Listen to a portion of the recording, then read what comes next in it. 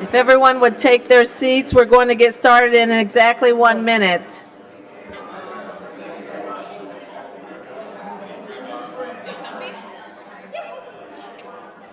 I guess you could go in. It's really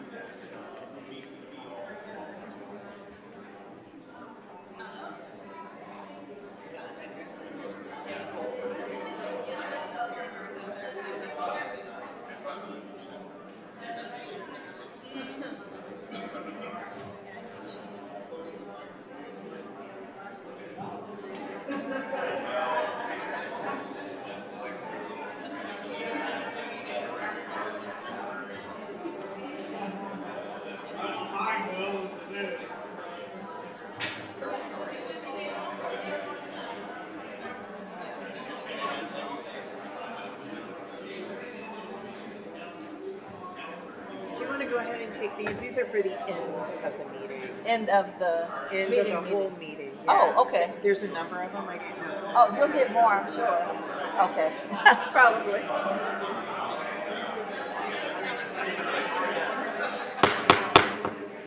Good evening, everyone. It is 6:00 p.m. on Tuesday, July 28th, 2026. I'd like to call the meeting of the Peoria City Council to order. I'd also like to welcome everyone who's here in our historic council chambers, as well as our listening audience watching on cable channel 22 and on the City of Peoria YouTube channel.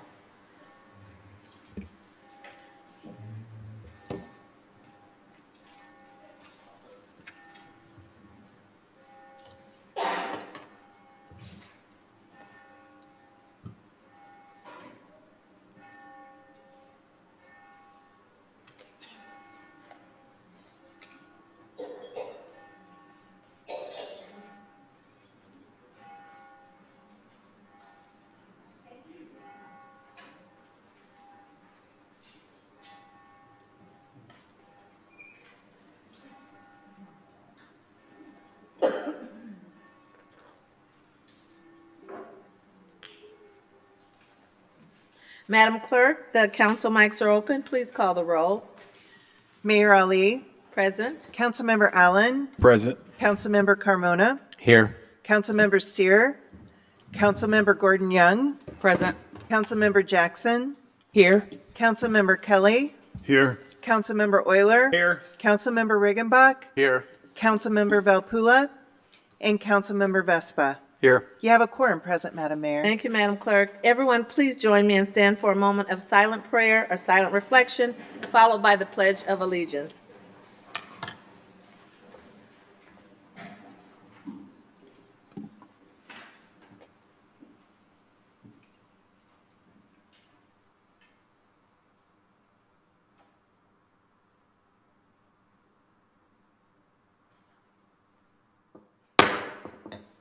I pledge allegiance to the flag of the United States of America and to the republic for which it stands, one nation, under God, indivisible, with liberty and justice for all.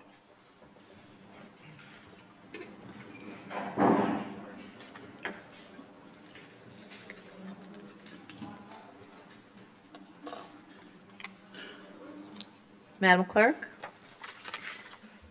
If we do not have any proclamations, we would be at the approval of the minutes. Councilmember Riggenbach? Thank you, Madam Mayor. I move to approve the minutes of the joint city council and town board meeting held July 14th, 2026 as printed. Seconded by Councilmember Euler. Any questions or comments?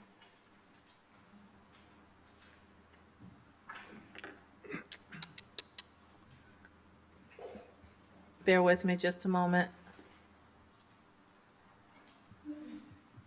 Can you?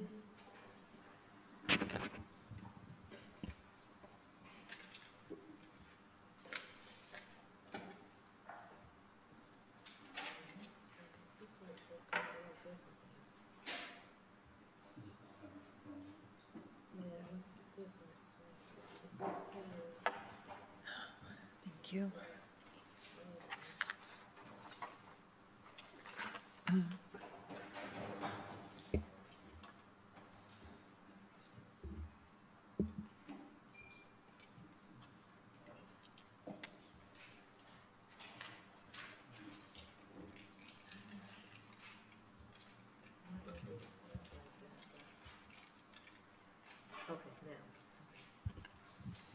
Please cast your votes.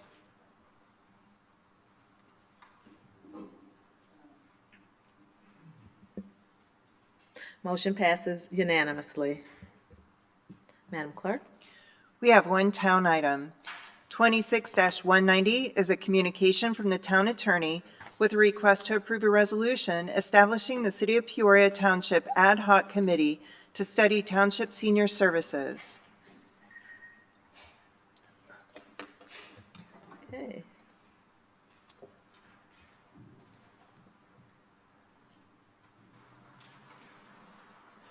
Our town attorney is present.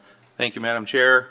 On May 12th, 2026, the electors of the City of Peoria Township held a special town meeting, which I believe all of you around the horseshoe were present.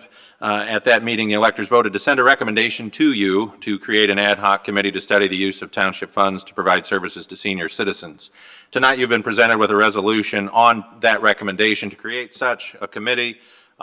You'll recall it is the Township Board under Article 220 of the Township Code with the ultimate power to create such a committee. So this resolution is presented to you for consideration, and I'm happy to answer any questions. Thank you.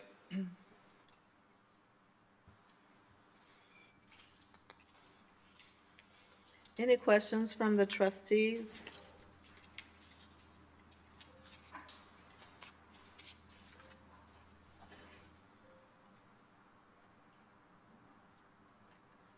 There was an email that was sent by the Supervisor Larry to all the trustees. And in the email, she had indicated that should this board elect to move forward with the study, that then a committee would be formed, and that committee would report directly to the board. So that's where I had some concerns, that the committee would report directly to the board versus reporting to the supervisor. Can you speak to that, please? Yes, Madam Chair, traditionally, the committees either at this township or other townships have that relationship where, and this one contemplates it as well, where there's a liaison with a township official. And so it's designed to, in essence, this committee is designed to create a report that would just be presented to the board as a whole. It does contemplate an individual township officer to serve as a liaison. You're not appointing any members tonight. But that liaison could serve just like the budget committee. That liaison could be the mouthpiece both ways. So that's the way it's designed. So similar to like a commission that the city would have, and there may be a liaison Exactly. from the city council or from city staff? Right. In this particular instance, let's see, it would be section 1D, one elected township official will serve as an ex officio liaison in that capacity, Madam Chair. Okay, might that township official be the supervisor? It could be. Again, what will happen is eventually the membership will be voted on at a subsequent meeting. My recommendation was to bifurcate the situation. Are we in favor of creating? Okay. Then if so, here's a proposed list of members that the board would later vote upon, and that would include the liaison. Okay, that makes sense to me, because I just can't see the supervisor not being directly involved in this process. Of course. So, thank you. Trustee Regenbach? Thank you, Madam Mayor. That was going to be part of my questioning also. Is this the chicken and an egg thing? Does the committee, this ordinance would establish the fact that we want a committee, and then who selects the actual committee members, and what kind of parameters would we have for that? Yeah, so it's a two-part answer. We're good at that, right? The first part would be looking at Article 220 of the Township Code. It sets forth the age. 1/3 must be 55 or older. It contemplates 9 members, of voting members. Let me make that clear, because the liaison, if you go with 9, the ex officio township official may not be a voting member. It also then gets into who should have certain oversight. And to do that, in terms of the appointment recommendations, to Madam Chair's point, yeah, the township supervisor is contemplated in this resolution as one of, but also giving deference to Madam Chair in her also role as the mayor, maybe the two of them. If if one defers to the other, that's fine, or if it's a joint recommendation, that's fine. It's basically written in a broad sense to allow some flexibility to get you a thorough list or vetted list of candidates for you to consider at a subsequent meeting.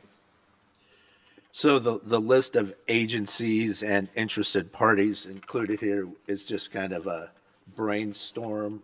That was not from me, Trustee Riggenbach.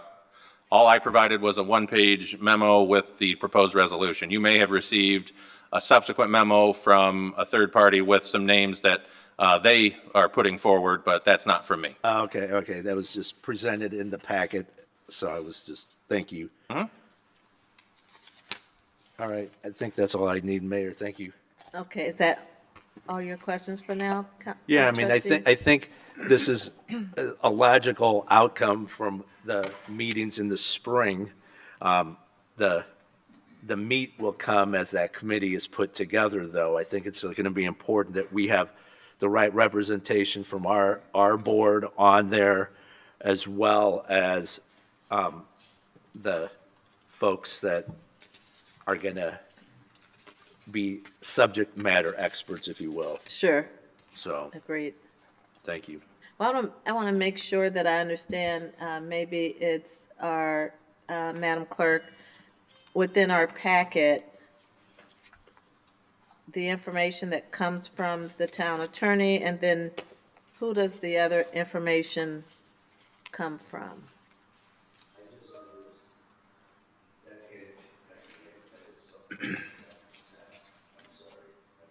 Oh, I'm sorry. Go ahead, Trustee Riggenbach. As I looked at the back side of the page, it did come from Peggy Jacks, Oh, the okay. executive director from Graceland. So it was just a Okay. little confusing the way it was presented. But good information nonetheless. Right. I think in the packet, your resolution is the last page in the packet. But prior to that, it's the proposal that was put forth from the senior center community. Yes.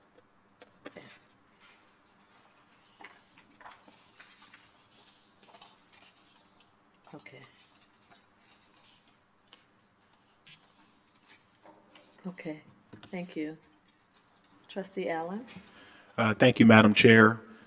First off, I want to commend the residents of the Peoria Township for utilizing this vessel of government to get us to this point. I commend the effort and the commitment and the passion. Just a couple of questions for you, sir, and this may be a little preliminary. If this was to be approved and this ad hoc committee starts executing its business, if there are any resources that the committee may need to do the feasibility study, would those resources come from the township, or would the ad hoc committee be responsible for fundraising or acquiring resources? Maybe maybe they do an impact report and they've got to, have printing or marketing. Just kind of thinking out loud of how this may commence. Yeah, I appreciate the question. Section 3 of the resolution sets forth the general powers and duties, and really what you're going to have is a body, at least as contemplated, that meets. There's not going to be any activities or any steps taken except for a report to come back to the board. In terms of resources, we haven't even discussed the next steps on maybe where they meet, if they meet at the township building, if they meet at City Hall. The idea here is just to start the discussion. That, when we talked about before the vote on May 12th, I remember some of this related issues being discussed, and it really was, let's at least get some makers around a table, start talking, and then come up with a report that the board could then decide, what funding and other related issues will be addressed if appropriate or if warranted.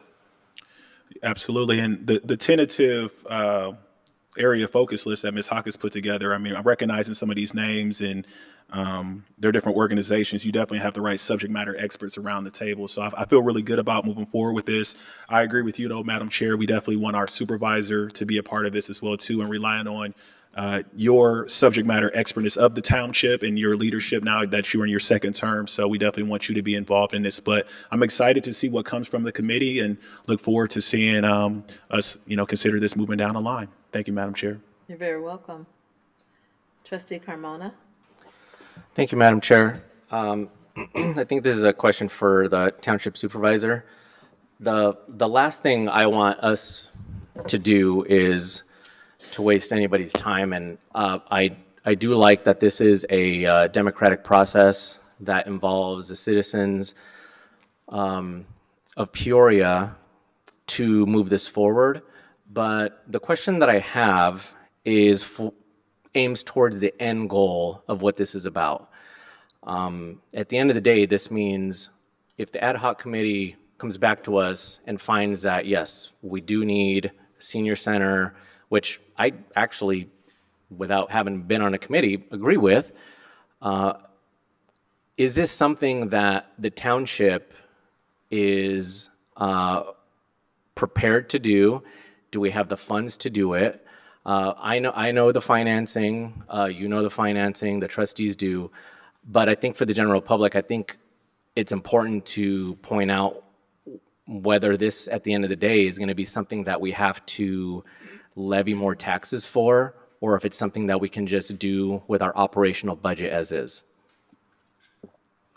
At the moment, I am currently working on a financial report.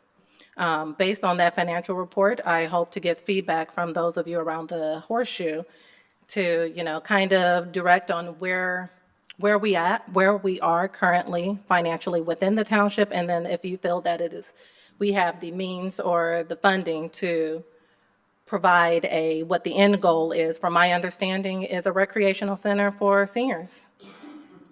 But as of right now, I am currently working on that financial report to provide for you all. And then kind of, like I said before, to receive any feedback and proceed further to the next step. So at this moment, you can't say whether or not the township would be, this is within the township's budget to actually execute. At the moment in this fiscal year, we have not allocated any funds because this came about just during the fiscal year. So there is no funding allocated to a process or an initiative like this. That's why the conversation is being had right now. Whether or not you guys want to amend the budget, or I don't know if it will happen that easy or that soon, but we may, going into the next fiscal year, put in the proper funds if you see fit, if you can figure out where to put it or where to take the funds. In the event, because I'm not sure what the expectations from my understanding, the request is for an off-site location. So there's going to be a lot of questions to be asked with an off-site location. Are we purchasing a building? Are we building a building? How much is that going to cost? Whatever that number comes to be, if there's no grants or additional funding that comes to play or that can cover all of those costs, then yes, we would have to budget for that. If we do not have enough funding in our budget, then it would lead to, we would have to create a new budget for a senior center, which would result in an additional tax levy. Thank you very much for that answer. I am very supportive of this ad hoc committee and just putting some minds together to see what all this is going to entail. But I do think at the end of the day, it's important as this process goes on, obviously, to really see the viability of whether our township can sustain the cost of what the end goal of this actually is. I appreciate your answer, and thank you, Madam Chair. You're welcome, and those are great questions. I think this is the purpose of having the committee and having the study to take place over a period of time to try to determine, one, what is the cost of of this senior recreation center? And then how do those costs kind of reconcile with what's available within the township budget in either a partial way or a larger way? But I think that's the purpose of the study. I am concerned about the process, attorney, because I think it needs to be facilitated, and I'm not sure who's facilitating the process of the committee and those, what are those outputs that are expected. I don't know that the resolution covers all of that, but I think it does have to be a facilitated process. Is that a question? Yes, Yeah, all right. it So, is. yeah, Section 2 allows the committee to create its own rules for that very reason. Section 3 sets out some very general powers and duties. The problem is with the more specificity you provide, sometimes you can find yourself limiting the body that is really being created for just deliberation. Typically, those committees would be in a position to nominate their own chair. And by that, to have someone kind of, as you say, shepherd, for paraphrasing, shepherd the process. And I think that can be an appropriate conversation for this board when the list of names are presented to them. Here's who we envision as the chair. Here's who we envision as the township liaison. If that's the way the board wants to handle that, and when it comes time to appointing, I think the board has the prerogative under Article 220 to even list who they want to lead that process. Okay, so how do you envision the process for nominees for the committee? So at this point, what tonight is simply voting to create it. In a subsequent meeting, the board would be presented with a list of nominees. I envision it being kind of a slate. Here's the 9 and the township liaison, and again, I defer to you guys as the policymakers, but I have found that that's the easiest way. Here's a slate of names, and whomever, whether it be Supervisor Leary, discusses it with those individuals to make sure they're interested. Certainly beforehand, I think would be beneficial, but tonight is create it. Second, and again, that's the idea, because if you were to vote no, there's no point in having a list of names. Then the second step at a subsequent meeting would be, here's the list of names they've all committed, and here's who we decide may be the perfect chair and who would be the township liaison. Okay. All right, very good. Well, we have on the floor a resolution to adopt or not, but it will start with a motion. Can I get a motion? Trustee Allen? Move to approve. Okay, seconded by Trustee Gordon Young. Any additional discussion? Please cast your ballots.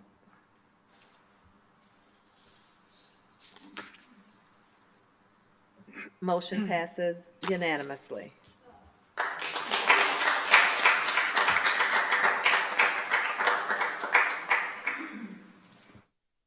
Madam Clerk, we do have some individuals that wanted to speak on this particular issue. I have 4 cards. If you still want to speak, although the vote has been taken, I'll call your name and you can come forth. The first is Joyce Harrent.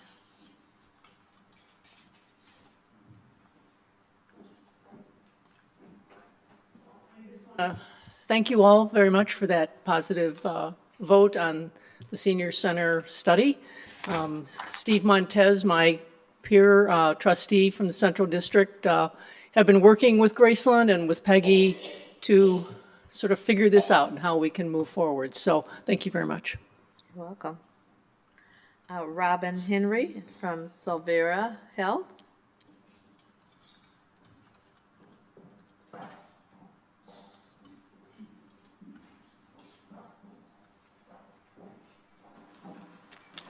Well, good evening. I first want to thank you, Mayor, council members, the city, and the township officials, as well as our fellow committee members for having this pass. I was just wanting to share some data, knowing in my role, I serve as a chief operating officer of Solvera Health, one of our local federally qualified healthcare centers here in Peoria. And when you really look at the numbers and you look at the data and you look at what this landscape is, this is going to affect every one of us in this room, plus of our parents, our family members. Solvera Health has had the privilege of serving 2,018 older adults, 65 and older, from a look back just to January of 26. Through that work, the valuable insight to the challenges our seniors face every day and why making this proactive approach into a senior community center is essential. Our population is growing rapidly. We have more than 20,000 residents already age 65 and older. By 2030, in 4 years, our older adults are expected to outnumber the children under 18. So this is some very prevalent data. It shows what the demand of service is going to look for. This demand of service will continue to increase regardless of whether we're prepared. So I'm very thankful for Mrs. Peggy Hawkes and Graceland Senior Services, because I know that's a place I can safely refer and accommodate the patients we serve for socialization, preventing the isolation, and then the additional social drivers of health that impact. So thank you all for this decision. You're welcome. Krista Fuller.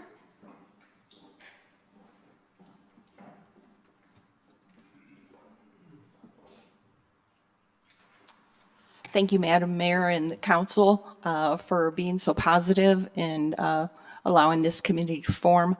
I just wanted to say that I think it's the goal of everybody in here to grow old. How we do that is so important. And the things that are being done at Graceland and the support we're giving, not just the socialization, but for people to have a place for resources. Most of us there have worked in the medical community. We know what needs to be done, and you approving this committee and moving forward on this, I just can't thank you enough. Peggy Jacques.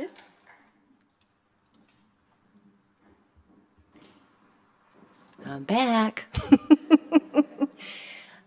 My speech that was prepared was to really advocate for this. I didn't know that it was going to be voted for before we spoke, so I will speak from my heart. This is the 10th year I've worked in creating this effort. As a nurse, the last place I want anyone to be is a nursing home. I worked in a nursing home for many years, and I absolutely admire the people that day in and day out take care of our loved ones. The last place I worked, I had 70 patients by myself with 2 assistants on the night shift. Our goal in bringing a senior center to Peoria is to help people age well. I, in 2016, decided I was going to make the best nursing home ever, and then I had several friends, Robin being one of them, that said no. That was not a sustainable effort. So I did a course through the University of Phoenix, Healthcare Gerontology, and even as a nurse with a master's degree in community health, I did not know that Peoria didn't have a senior center.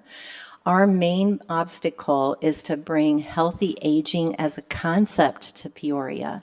If you go to suburbs in Chicago, Bloomington Normal, Springfield, Illinois, they have senior centers all over the place. They have the concept that we need to keep healthy and connect. The senior services in Springfield, Illinois has a huge building that has offices up and down, both sides of it, that people can come for resources, a meal, take classes. It's truly not just recreation. It is wellness to its best. So my hope in bringing this, because I'm at my end point, if I could write a check or I could call a buddy and get a couple $100,000, we'd be set to go. But I don't have that resource. I don't know what the solution is, but Township allows us to at least ask as citizens to advocate for senior citizens. And my hope is, obviously Graceland isn't going to serve on that because there was probably a conflict of interest, but my hope is with this committee, and I appreciate your time because I know I'm forging new area. I know you haven't done this before, but my hope is with experts around the table, we can say, we're going to commit to the wellness of Peoria, and maybe we'll have some kind of a conglomerate like like the Springdale Cemetery, where there's the Park District and the city, and you know what I mean? I don't know what the solution is. But with 2 large hospital systems and many different public health organizations, there's a way that we can solve this problem. So thank you for doing this and for your commitment to older people. You have spoken volumes. There are dozens of people that couldn't make it tonight that are really invested in this. So thank you. Welcome.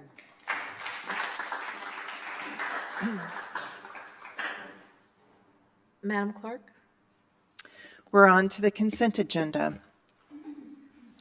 26-191 is a communication with a request to approve a resolution of intent to form the Peoria Tourism Improvement District and fixing the time and place of the public hearing regarding the district formation. 26-192 is a communication with a request to approve a resolution regarding the release of closed session minutes. 26-187 is a communication with a request to adopt an ordinance to amend Chapter 5, Section 5-97 of the Code of the City of Peoria relating to building permit fees. 26-193 is a communication with a request to concur with a recommendation from the Planning and Zoning Commission and staff to adopt an ordinance rezoning property from a Class O1 district to a Class R6 district for the property located at 1428 West Northmore Road. 26-194 is a communication with request to concur with a recommendation from the Planning and Zoning Commission and staff to adopt an ordinance to approve a special use in a Class CN district for auto repair for the property located at 1207 Southwestern Avenue. 26-195 is a communication with request to concur with a recommendation from the Planning and Zoning Commission and staff to deny an amendment to the existing special use ordinance number 13807 as amended in a Class C2 district for a shopping center to allow for the modification of an existing off-premises sign to add electronic messaging for the property located at 8103 North Knoxville Avenue.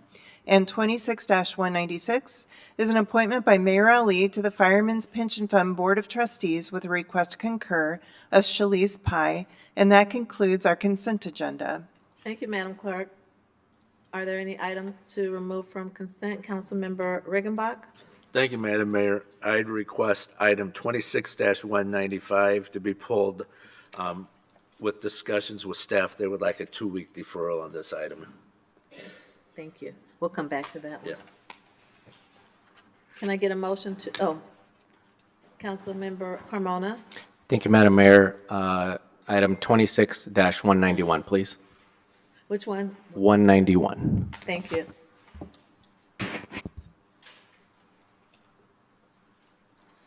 Can I get a motion to approve the rest of the items? Moved by Councilmember Kelly, seconded by Councilmember Jackson. Please cast your ballots. Motion passes unanimously. Madam Clerk? 26-191 is a communication from the City Manager and Corporation Council with a request to approve a resolution of intent to form the Peoria Tourism Improvement District and fixing the time and place of the public hearing regarding the district formation. Councilmember Carmona? Thank you, Madam Mayor. I wanted to pull this because this idea was, I think, pitched to all of us on council to help the potential tourism and compete with East Peoria and our surrounding communities, and to make Peoria a place to really come to, visit, have fun, and which I'll agree with. Might have been my mistake, my misunderstanding, but I thought this only applied to the downtown area. So this, if I read it correctly, applies to the entire city of Peoria, which means that not only do we already have higher taxes than our surrounding communities, but we're going to add an extra 1.5% tax on top of that in order to promote, let people know, potentially even do capital improvements, stuff like that. And so I think that although we're not approving the actual this process to move forward, I do want to just raise a concern that I have that this means that us as a city will continue to have higher taxes and higher costs which in the world of free market economics does not compete well with our surrounding communities. And so I just wanted to kind of voice that really quick to my colleagues to make sure that we really examine what this means for the viability of people coming to visit us, because I don't think anybody's ever been taxed into prosperity.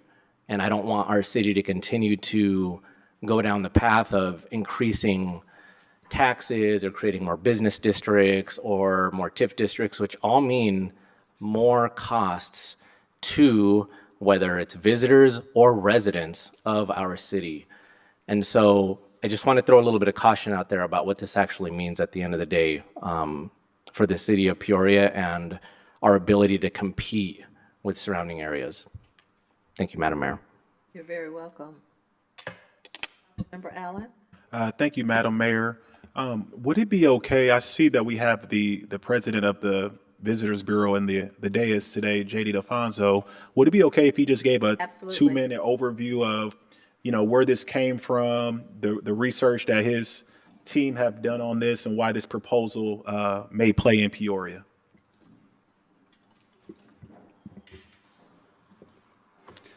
Good evening. Thank you. Thank you for the opportunity. I get to talk to you about the opportunity here, but before I really talk about it, you need to know who I'm speaking for.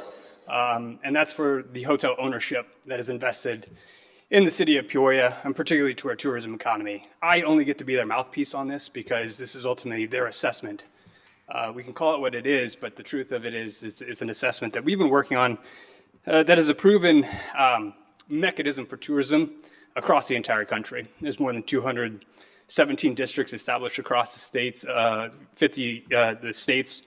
And so I speak on behalf of our ownership that we work with on a regular basis that try and bring more conventions, business, that drive the tourism economy and overall economic impact. What they would be doing here, if they could be here from across the country or here locally, they'd be advocating for this as they've done on signed petitions. If you were talking about a tax, they'd be here in person, no matter where they were, because they'd be against it. Because this assessment allows them to collect 1.5% on the room nights passed along to determine how they get to spend the money for themselves for the betterment of bringing more room nights to their businesses, which in turn generates more hotel tax for the city of Peoria. So this is a mechanism simply to collect among the ownership for those investing in Peoria, to then work alongside directly the partner at Discover Peoria, the Convention Visitors Bureau, to recruit new business such as baseball tournaments, softball tournaments, youth baseball tournaments, sporting facilities like Louisville Slugger, as well as driving far more citywide business for the Peoria Civic Center as well. Those are two major assets that we're trying to fill regularly and navigate the tourism fabric. And so by Discover Peoria being able to work alongside our hotel owners as to what they want to do with the money they're investing in together, we can go execute that plan to drive more overnight stays. This is built for the ownership to decide if they want to do it, which is why we're here today, as they've agreed to do so. But then they get to decide how we get to advocate for them, right? So this is their money at which we get to administer for them on their behalf, with the option for them to eventually, at the conclusion of the term, if passed, to determine if they want to continue it or not. You can't do that with taxes, right? You can do this with the assessment in a sense that there's an off-ramp at the end of the term, and they, as private business owners, get to determine the fate of this assessment.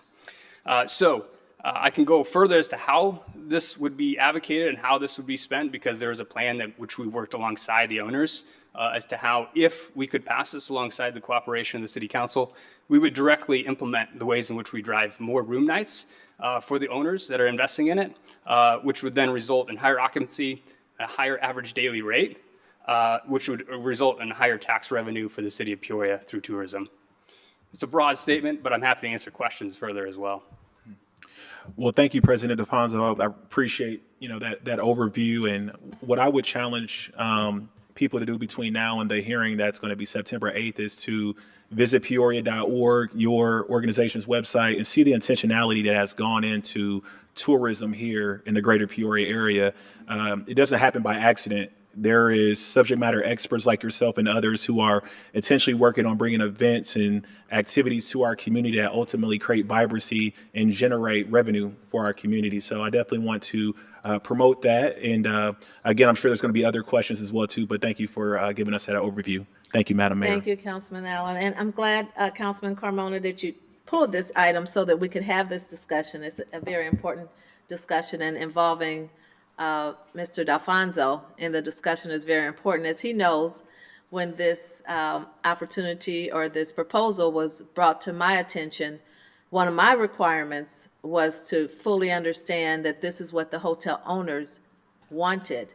And I wanted to see that in writing from not just a handful of the owners, but I wanted to see it from the majority of the hotel ownership in Peoria. And you have obtained that verification and proven that this is something that the owners want, and they believe that it will help to drive tourism in the city of Peoria and actually not hurt their hotels, but actually help their hotels and not limit the capacity, but increase the capacity. So you also spoke to me and perhaps others on the council about other entities around the country that have done this, but the question was, who else has done it in Illinois? Are we going to be first, or what has happened since that time?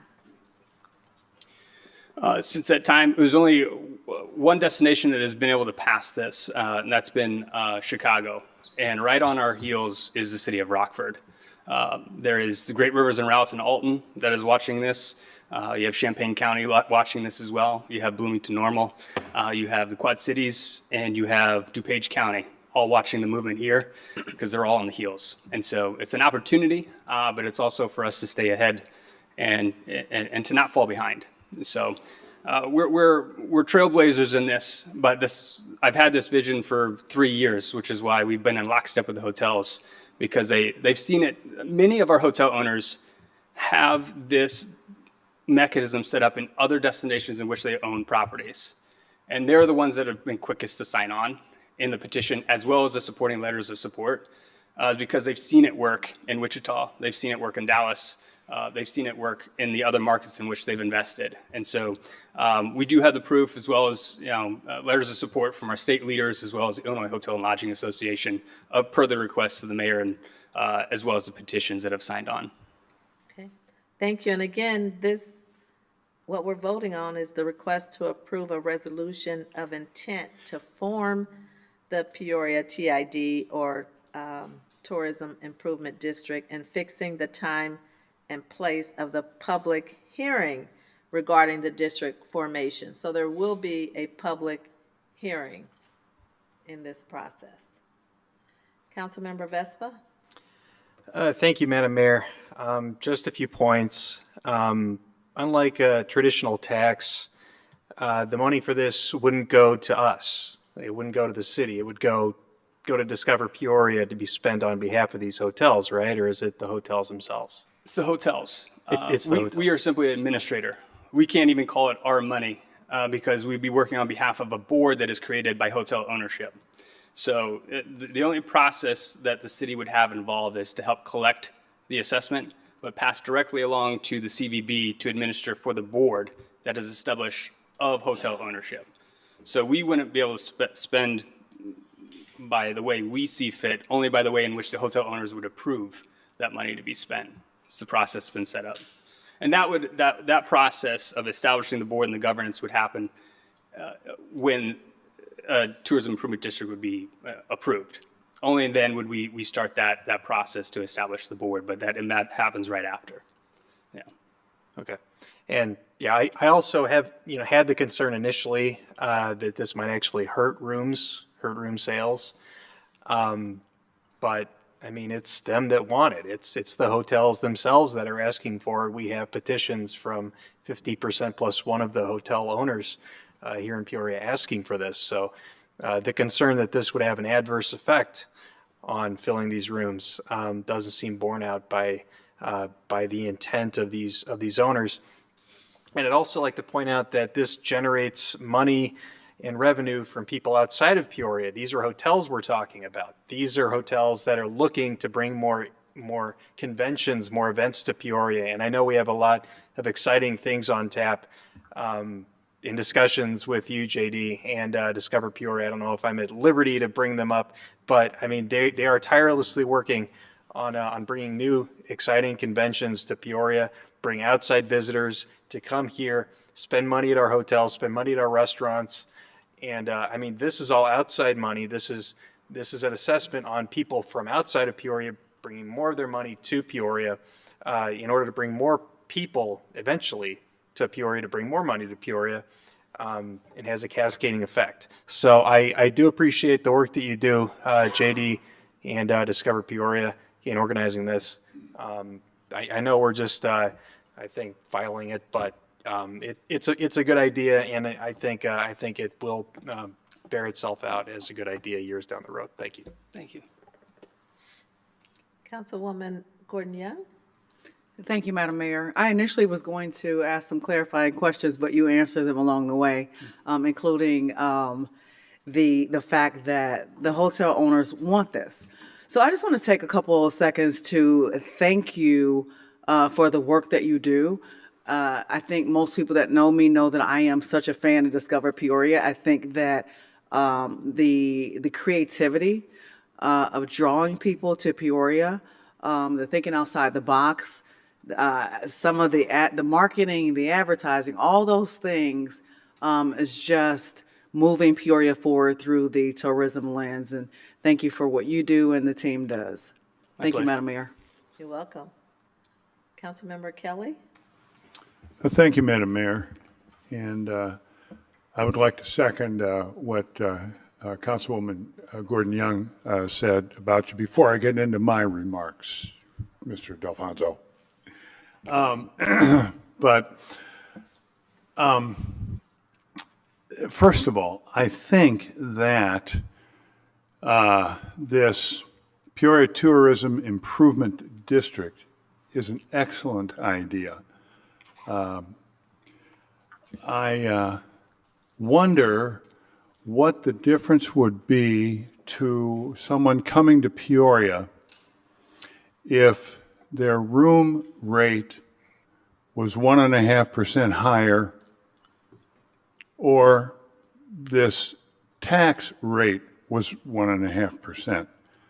How does this change their perspective? And I guess what I'm leading to as well is, why don't the hotels do this if it's such a great idea? Why don't they do it? It's a great question. The hotels appreciate, it's an interesting dynamic. They want the city's help or a tax collecting body's help to do it collectively collect the assessment, right, which is a taxing body. It could be a county government, it could be a city government. But they also don't want them to touch it, right? So having the government's structure in place to help collect on behalf of everybody is the best way to collect the assessment on their behalf collectively.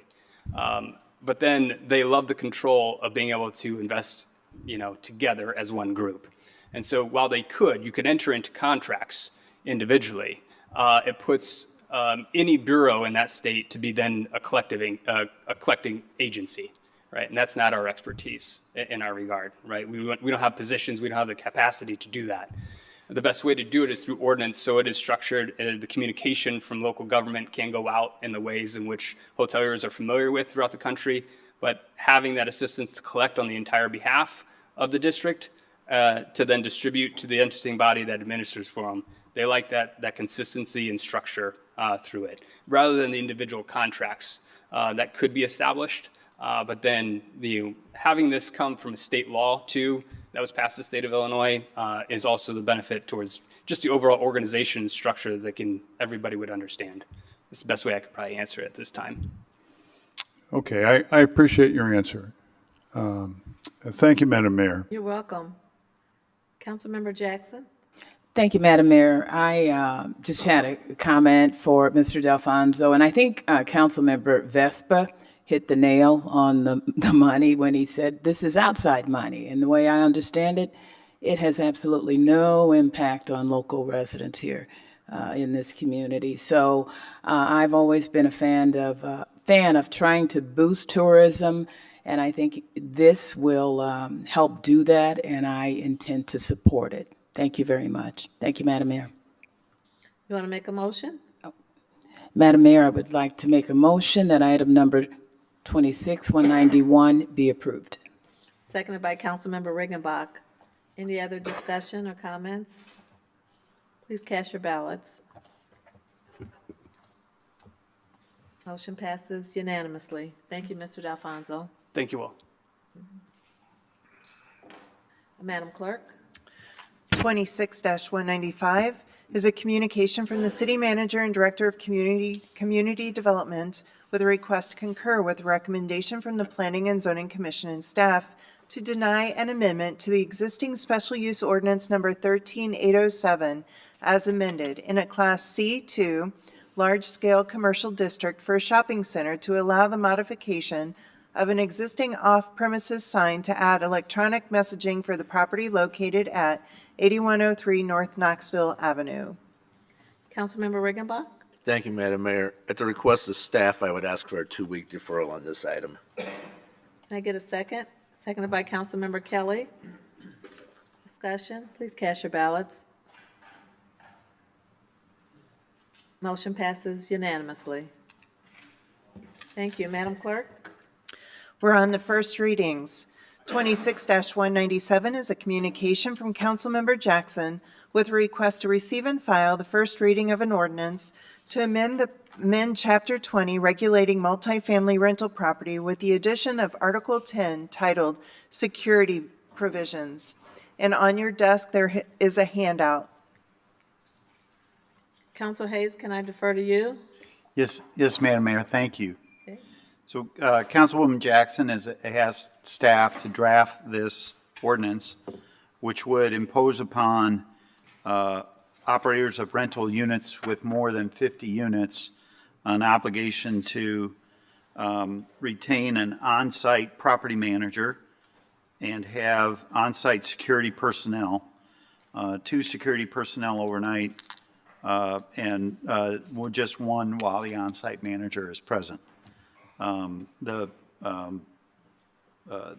been a lengthy set of conversations about struggling large apartment complexes, and the ordinance focuses on complexes with shared spaces, common spaces. So we had distributed a list of the 32 complexes that staff has analyzed would be subject to this ordinance, facially subject to this ordinance if it was considered and passed at the next meeting. And that represents a little over 4,000 rental units. The commonality of these are that they have hallways and facilities such as laundry rooms and whatnot that are shared rather than units that exit directly to the outside. So it's a co-opting of common spaces and the dangerous activities that occurs within those common spaces and a sense of creating some community safety provisions for those large congregate settings and having the burden of that fall upon the operators of those large complexes. In the ordinance, there's a provision for a waiver process that if the owner can establish through an application to the chief of police that their current security provisions, both on the basis of what's present in the shared space as well as the record of, calls for service and that type of thing, that they would be able to get a waiver through the chief of police. We're not able to tell you how many of these 32 places might be able to get that waiver because it's a complex process, but there is that opportunity for relief if the operators feel that their establishment doesn't have the type of problems with community safety that we're facing in some of these other units. I just want to mention one more thing about, the city's looks at calls for service here, and there's a lot of calls for service here that would not be subject to action by the city because of limitations under the Illinois Human Rights Act. So things such as domestic violence that might be perpetrated on somebody who happens to live in one of these settings, we can't utilize that for any sort of penalty against the landlord under Illinois law. And there's a whole list of types of offenses that the city can't utilize for penalizing landlords or tenants to protect victims of crimes from being re-victimized by that type of activity. In any regard, I wanted to share with the council the basis of this so that Councilwoman Jackson can then address and advocate for this because it's her proposal. Thank you, Your Honor. Thank you, Council Hayes. Councilwoman Jackson, you want to give us some background? Yes, thank you, Madam Mayor. Well, I must say, when City Council staff decided to go ahead with this ordinance this past spring, I was pleasantly surprised. This is a process I began observing 3 years ago. The ordinance is not meant to be punitive at all. I think the vast majority of apartment managers, owners here in the city of Peoria are doing a great job. They're doing a great job. But I have been privy to witness circumstances that have tended to compromise public safety in several of these buildings. These recommendations come after meetings, several meetings and discussions with residents and police who have told me over and over again that they are frustrated going to certain places. Again, it's not all of them, it's those ones that have always been on the radar. And again, as Council Hayes mentioned, this ordinance has a section that provides a waiver of sorts for apartment management companies that have a plan in place.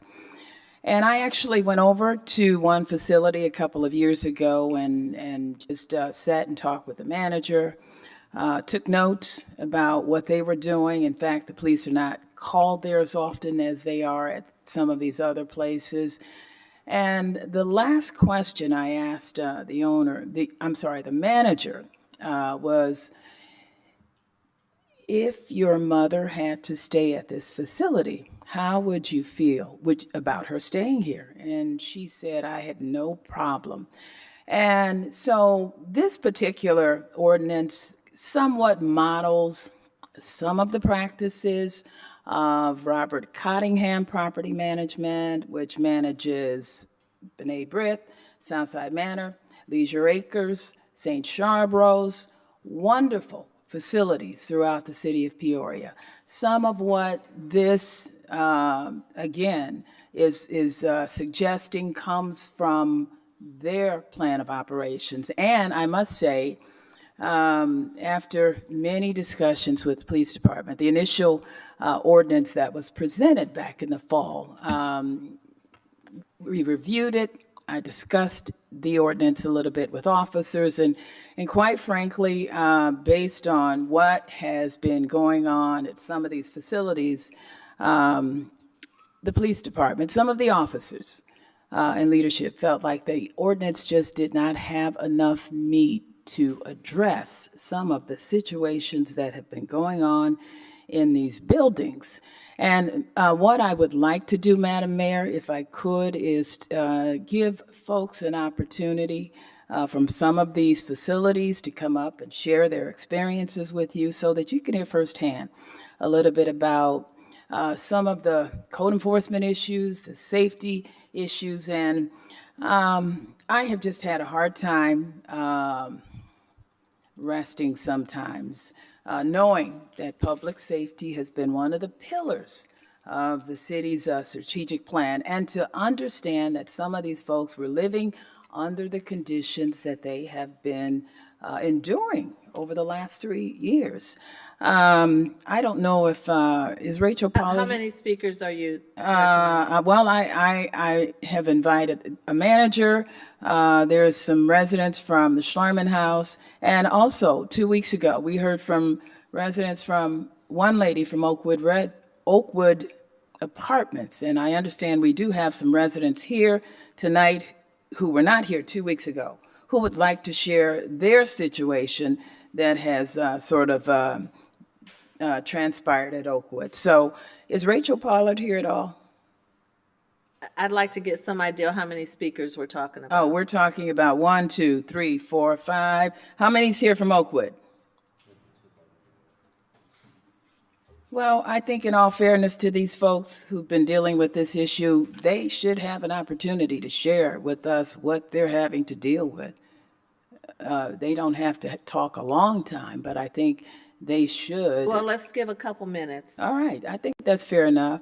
But first of all, if Rachel's not here, I'm going to call Michael Winters to come up, and he lives at Schlarman House, one of the facilities that I have had opportunity to witness things firsthand. And Michael, if you don't mind, I would like to Can still see it. ask you just a couple of questions. Can you state your name and tell us where you live? I live at the Schlarman House, apartment 812. I've been there for 2.5 years.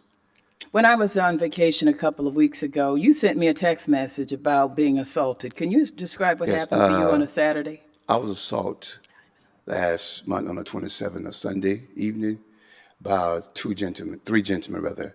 The music was playing loud, and I approached them appropriately and I asked them, "Will you please just turn the music down?" I didn't ask them to turn it off.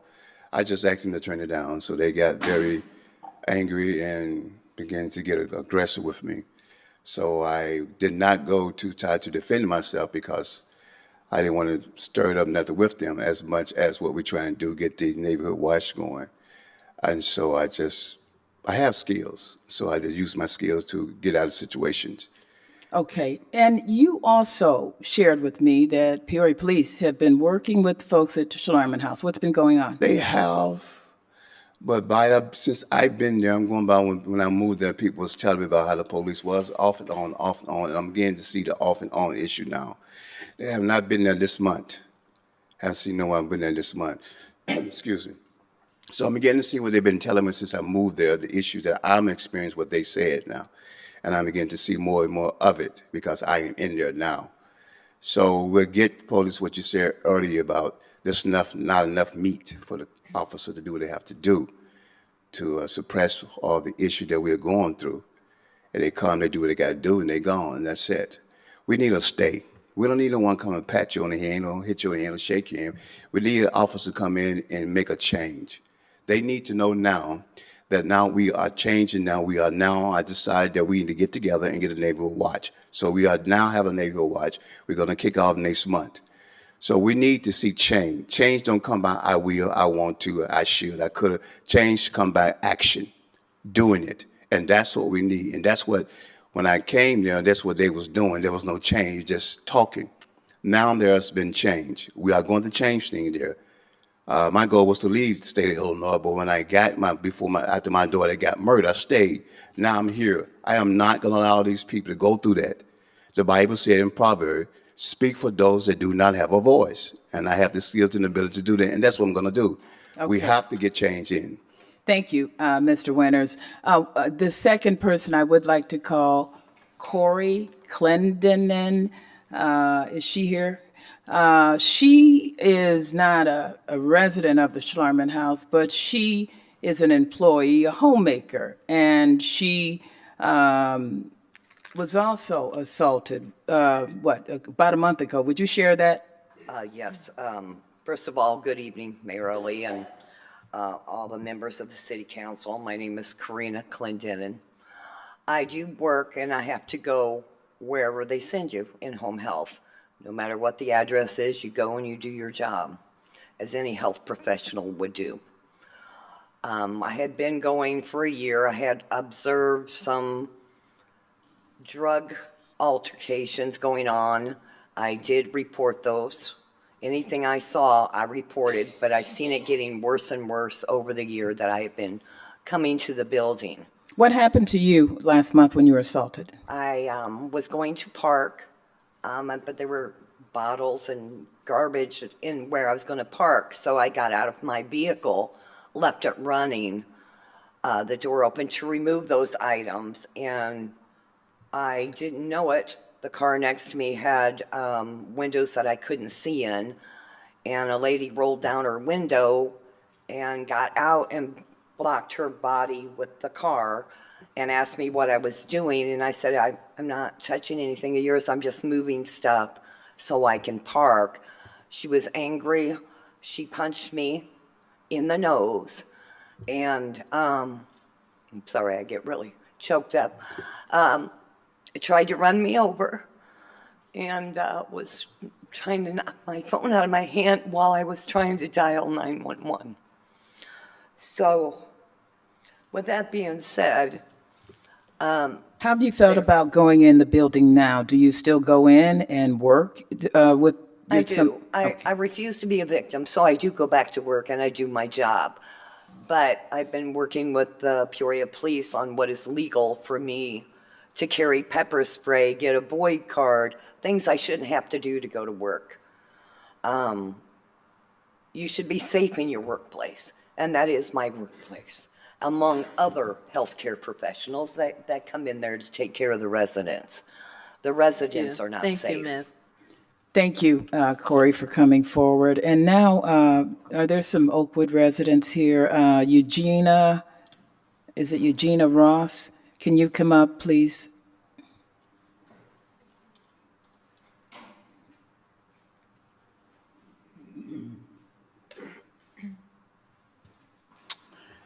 Hello, everyone. I live at Oakwood.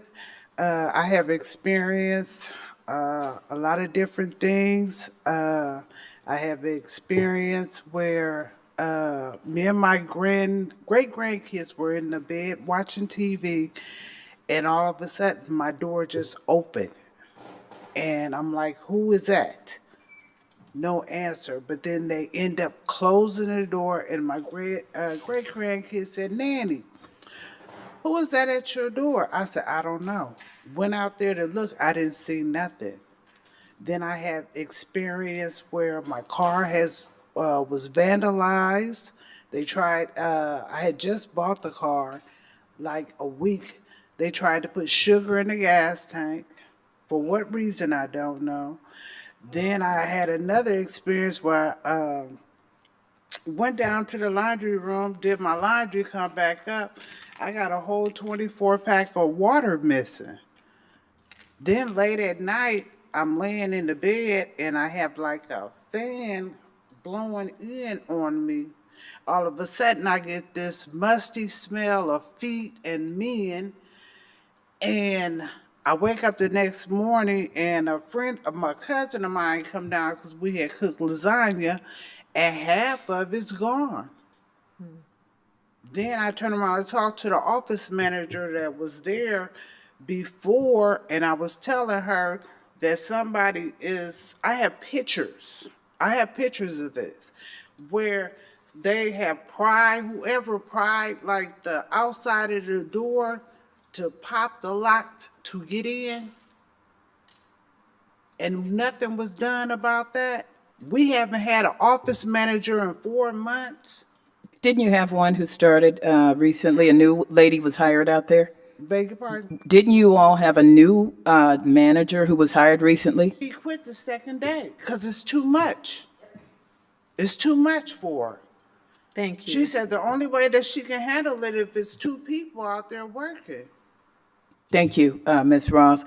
Another lady came in with her walker today. Is it Reyes? Would you like to get up and talk share your experience? And she's also from Oakwood Apartments.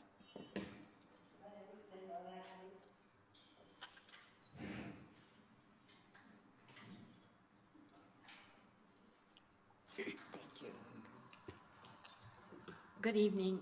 My name is Helen Reyes, and I reside at Oakwoods Apartments, located at 740 West Joan Court in Peoria.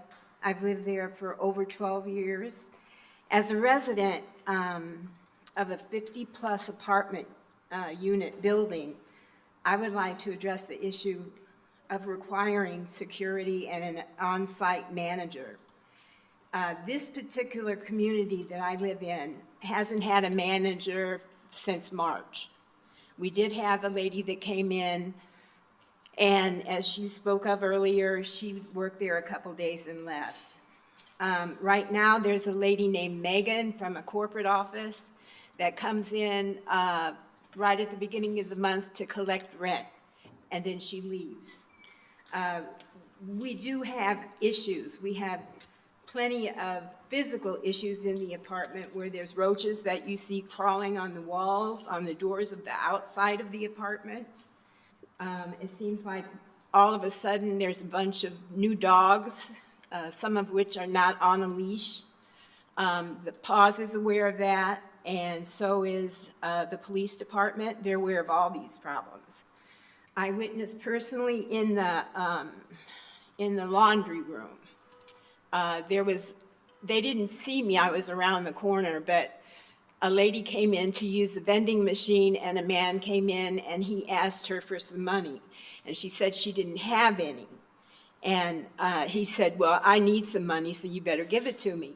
So me, a 72-year-old lady that needed knee surgery, said, Diane, are you okay? And then he knew somebody else was in there. And I said, why don't you just leave her alone? She said she don't have any money. And luckily, he left. He happens to be a squatter that has lived there since a resident went into rehab, and everybody in the building talks about how he's selling drugs to other residents in the building. Thank you for your testimony. Thank you. Thank you, Ms. Reyes. Are there other folks? These folks took the time to come here. One more. Okay. Would someone else like to come up and talk, please?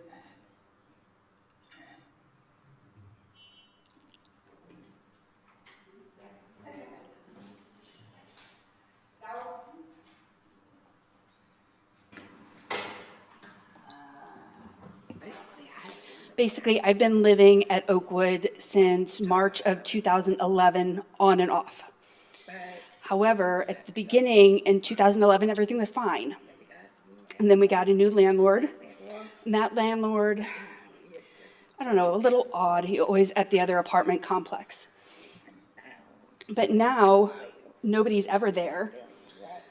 And we have so many people in that apartment building that are deaf. And we can't hear what's going on, and we worry about our safety. We don't feel safe there anymore. You know, we're all talking about moving. Thank you. Thank you very much. Thank you. And Madam Mayor, I realize this is not a perfect ordinance. The recommendation for 2 security guards came up at the last meeting that I had with the city manager, corporation counsel, former police chief Echeverria, and Peoria police officers. And it was one of the officers that said, some of these buildings need 2 security guards to clean up the mess. That came from the Peoria police.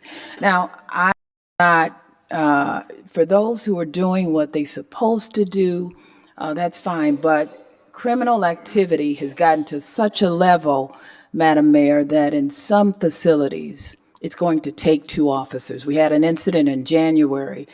Peoria police were doing a walkthrough at the Schlarman House and again found 2 men in the stairwell, one of who refused to identify himself. And a scuffle ensued. 9 cop cars were called, and a gun fell out of the guy's pocket. Now, if these folks have no regard for Peoria police, can you imagine how they feel about the residents? Residents are telling me they feel like hostages in their own place. And some that I had assumed had moved out. I've seen some. Where you been? Oh, I just don't come out. Women have approached me. Now, that used to be my council district, and I made friendships, did voter registration down there, made friendships with wonderful people. Some folks have been there 30 years and tell me they're on fixed income, they don't have vehicles, and remembered the place when it had security and a full-time manager and maintenance and housekeeping. And now the predators on the street know there's no full-time managers, so they pretty much come in and do. I've witnessed everything from blunts being smoking, folks playing loud music. I mean, folks, I have walked over folks in the morning sleeping in the foyer. I have left council meeting, gone back down there to check on a relative, and two fellas walk out of the community room, which is typically locked at 5 p.m. I'm told they had cut the screen on the outside and were coming in and sleeping in the community room overnight. Some folks were up in the laundry room, which is usually locked. Folks have been spotted going out exit doors in the morning, sleeping upstairs near the heater or the AC condition. I mean, I don't look for this stuff, but it's there. And so I'm just concerned if they don't respect law enforcement and you've got staff and employees that don't feel safe, can you imagine how the residents are feeling? Now, some people tell me, one lady at Oakwood said she moved out, moved to another place. It was worse. She moved back to Oakwood. So this is not a perfect ordinance, but I do believe we have to address this public safety issue. I would like, if I could, the police chief to come up and just give us some idea of where a lot of their calls are coming from. I know I've seen police cars at Schlarman House. I've seen them there 3 times in one day. They don't have a residential cop in that neighborhood anymore. So it's a real problem.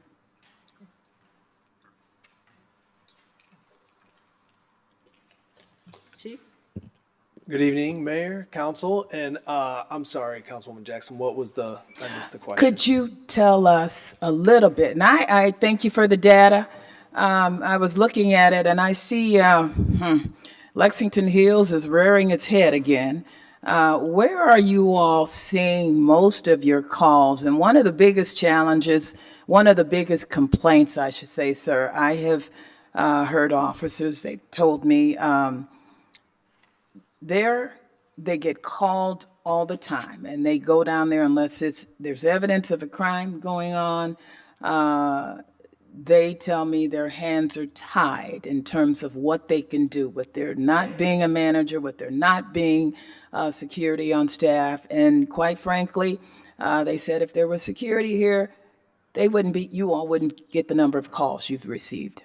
Yeah, so we certainly need cooperation from the facility in regards to trespassing and who's on a trespass, if there's a trespass list. We need that from management. It's different. These are common areas, what we're referring to, not somebody's apartment. So we need help on that. We certainly do a lot of self-initiated activities in some of these multi-family unit complexes you mentioned, Schlarman House being one of them. We frequently stop there. So it's not for a lack of effort. We certainly have a trespassing issue. There's some, I guess, maintenance issues there that allow for the access to the building. I think that overall, year to date, our calls for service are down from last year. Not significantly, but slightly. But they were in 25. They were up significantly, but they're down a little bit this year. This is at the Schlarman House? Well, no, this is across all Okay. the apartments that you requested data on. So what we had year to date last year, we were at 1,536 calls for service, and we're at 1,499 now. So we're down from last year, but it is up from 24 significantly. So some of this is our, for instance, at Schlarman House, we've done 163 self-initiated business checks to date, and 90, so roughly 250 are self-initiated by the officers to date. So we're there frequently. We're in Lexington Hills frequently. We work quite closely with Lexington Hills management. They have a pretty they have a pretty good surveillance system up there that we utilize quite often. But, so we listed all the calls for service, a lot of them pretty consistently across the board. The number one call for service, or up there anyway, usually in the top 10. It looks like it's in the top 1, 2, or 3 is disorderly conduct. That's a pretty common call for us. So, and some of them are pretty consistent as compared to last year. At some apartment complexes, they're down, and let's see. I just want to make sure that I'm accurate, but so like for instance, the Schlarman House, that one's up for disorderly conduct, but on some of them they're down. But overall, our calls for service year to date are down slightly. If that answers your questions. Would having security on the premises alleviate some of the police, the frequent police calls? Yeah, I think that's fair assessment. I don't think you'd get much argument out of me that the trespassing calls, that's a significant call at Schlarman House. I think that could be alleviated by some on some staff. How important is it to have working video surveillance cameras? We've had situations where people have had stuff stolen. One case, there was a police report filed, and officers came back with a search warrant and found out that the video surveillance cameras were not working. How often do you all use that in your crime-fighting efforts? Well, it's a everyday task for us. And when something happens, we're tracking down video all the time. So video for us is a powerful tool, and it's utilized quite frequently by us. Thank you very much, Chief. Madam Mayor, I'm happy to take questions. Like I said, it's not a perfect situation, but quite frankly, there had been concern about additional cost being imposed upon these corporate property management companies. And I will admit I have not spoken with all of them, but in my conversations with a few, I have found that most of them own multiple facilities and cities around the country. In fact, the owners of Aspen Bluffs had called me about a year ago after they had put millions of dollars in renovating, asking about redoing the road out there. And I went on to ask him about their plan of operations and talked about some of these same concerns. By the end of the conversation, he had shared with me that they had over 300 properties across the United States. And so what I'm saying is, I'm not suggesting that they can't pay it. Most of them, if you're continually buying up properties or selling properties, you've got some money to work with. And in the case of the Schlarman House, there was security. Once upon a time, they've not only pulled security, there's no full-time staff. And everybody on the outside knows that. And that's why some of the criminal activity that takes place in that building continues. The front door, which requires people to have a code to get in, it has been broken probably 5 times. And it has sat broken on a month at a time. I have been in meetings with the city manager and shared that information and said, hey, you can drive down there now. And so my argument is, if you had security around, the individuals that are responsible for doing these kinds of things would not be able to continually get away with it. And women, especially women, living in these facilities, older people, handicapped people, will not feel like they have to put barricades in their doorway because of all the riffraff that's come in and taken over. Okay. Thank you, Madam Mayor. Thank you. And almost every council member's light is on, so we want to get to some comments. If I could add one caveat. As I said, most apartment managers, companies across the city of Peoria are good people. This is not this won't apply to them if they're doing a good job. But I will say this, in just about every council district, you have an apartment situation similar to what we've heard tonight that's on the fringes of having serious safety issues. Thank you, Madam Mayor. You're welcome. I just want one clarification before I go around to the council members, and again, almost every light is on to speak, but this ordinance, proposed ordinance, originated from a council member's proposal. It's not a staff recommendation, and so I wanted to get that clarification from either Council Hayes or the city manager, Urick, that this is coming forth not as a staff recommendation. That is correct. This is Councilwoman Jackson's recommended ordinance that, based upon a series of meetings that we had with her over the last several months, this is the direction that she wanted to take the ordinance in. Okay. And she was assisted by legal counsel in crafting this. Yes, Your Honor. Legal staff helped put together the ordinance from ideas as directed by Councilwoman Jackson. This was her alternative to a modification of our nuisance ordinance that we had presented to her, and she rejected as a first step and preferred to take this as her first step. Thank you. Okay, so prior to now, the way that we've attempted to handle situations like problems with these developments is with the nuisance ordinance. Is that correct? Yes, our chronic nuisance ordinance was modified substantially 6 years ago as a result of a lawsuit. Many of those issues were bringing that ordinance into compliance with the Illinois Human Rights Act, which had been modified just a couple years before the lawsuit. So the city was admittedly out of step with some changes of the law, and we modified our ordinance accordingly. But there were additional procedural elements included and some limitations on enforcement that we recommended as part of a comprehensive rewrite of that ordinance in May of this year to be modified to make the ordinance more effective and more subject to being applied. The main change was that previously that ordinance would apply to, say, a 100-unit complex on a unit-by-unit basis.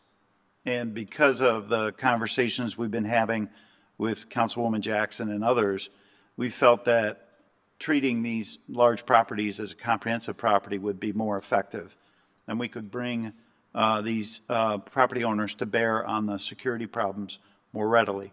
So instead of there being a requirement of 3 violations within 6 months at the same unit, we would approach these large complexes to say, if there's 3 violations within a year of any of your units, we could then start the enforcement process and use a full menu of different types of security embellishments in lieu of fines in order to get the safety improvements in place.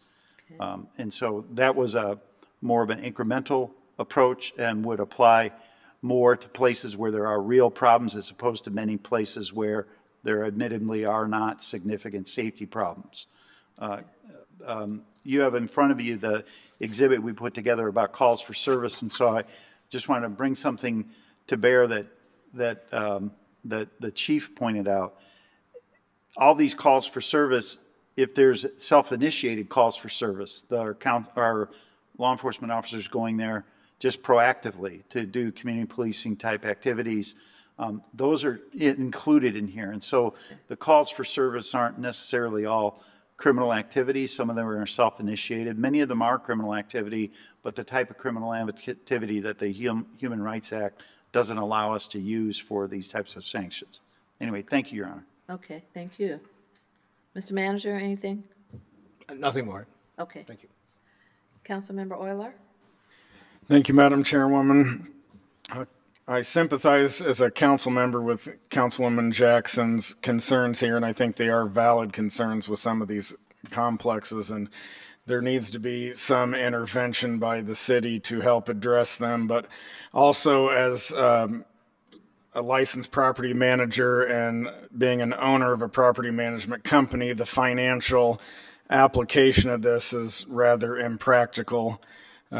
I manage a 24-hour door staff at a local complex, and that comes with a cost of about $250,000 a year that the owners of those condominiums choose to pay because they want that service.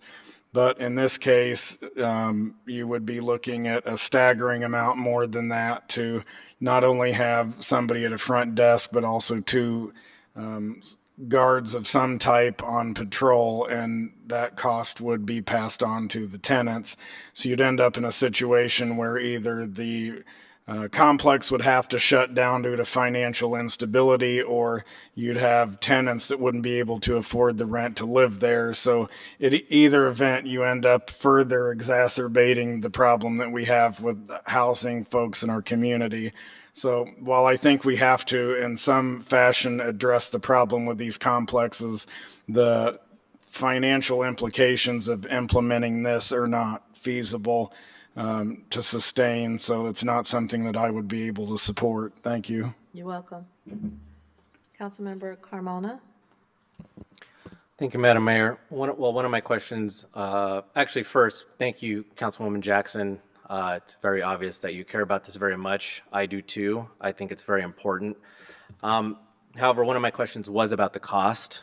One of the unfortunate things about doing something like this is that it would apply to all business owners, whether they're doing the right thing or the wrong thing. And then they have to either spend the money to provide this type of service or ask for permission to be opted out of it when they're not doing anything wrong. So a majority of what I wanted to ask was what the cost would be.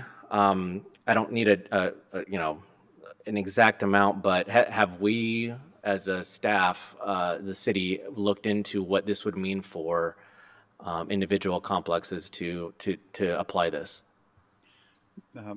If I could, Your Honor? Yes, Can I please. respond? Thank you. Thank you for that question. We recently had some experience retaining security staff 24/7 at New Hope before we unfortunately had to shut that facility down. Based on that, our community development director developed a rough estimate that compliance with this ordinance would cost somewhere between $500,000 and $600,000 a year. That's 2 security guards plus an on-site manager. There could be some variation of that, but competent security personnel are generally more expensive than minimum wage employees, and so they're a little more expensive than a minimum wage calculation.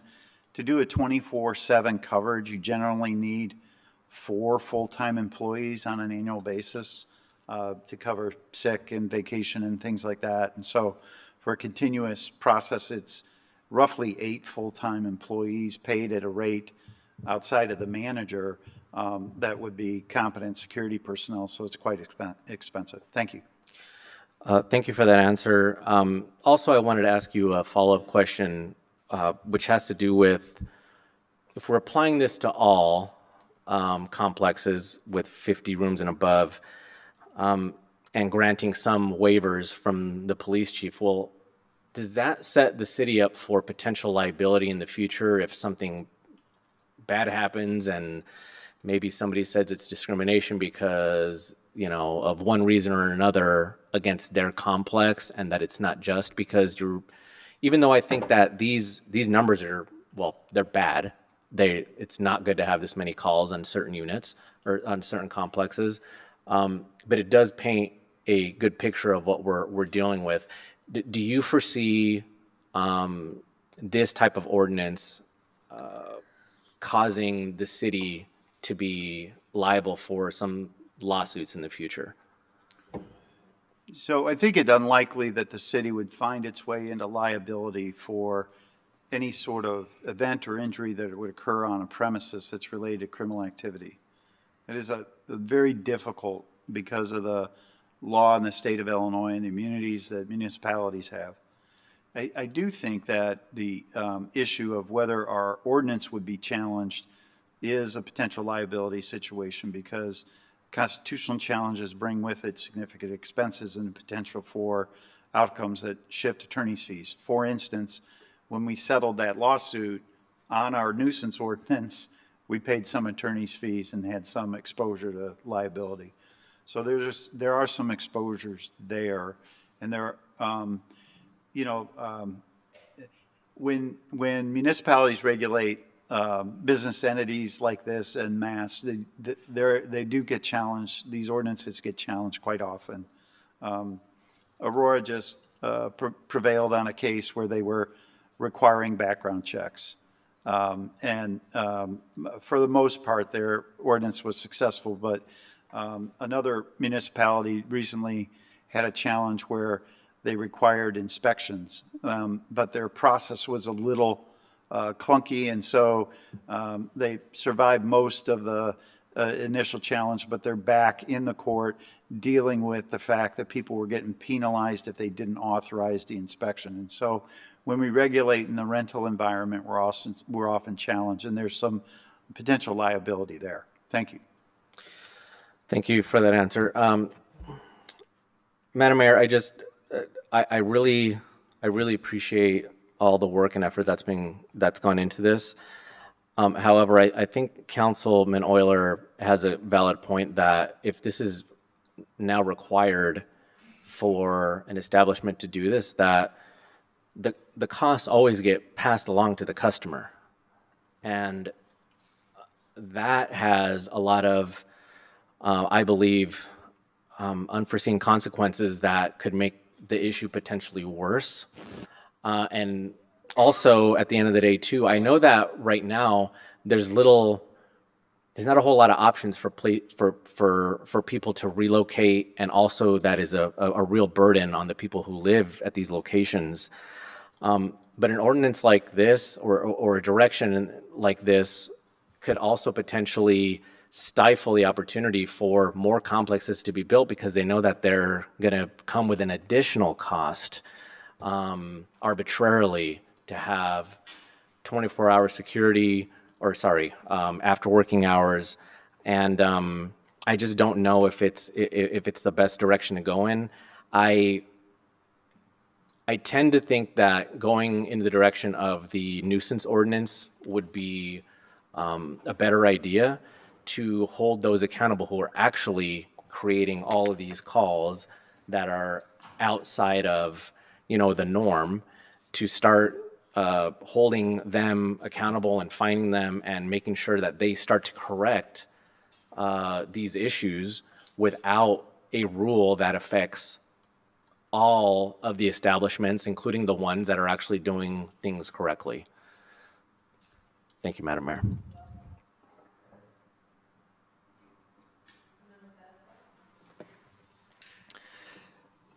Yes, excuse me. Thank you, Madam Mayor. Yeah, I mean, these residents' stories are moving, very much so. I can't imagine, living in those conditions. I know I've never lived in anything anywhere close to it. So it's horrifying. So I do want to do something to help these residents, but I am concerned. We have to make sure that there are no unintended consequences. Because if these landlords have to pay $500,000 more a year, I do think, even if they have money, even if they're well capitalized, corporations do tend to pass those costs along to the consumer in the form of higher rent. And we have a housing affordability crisis already. And so if we make all these landlords have two people, on site at all times, and then they raise the rent, then these renters could be out on the street. And we have more people on the street. So what we need is more housing. The answer ultimately is more housing.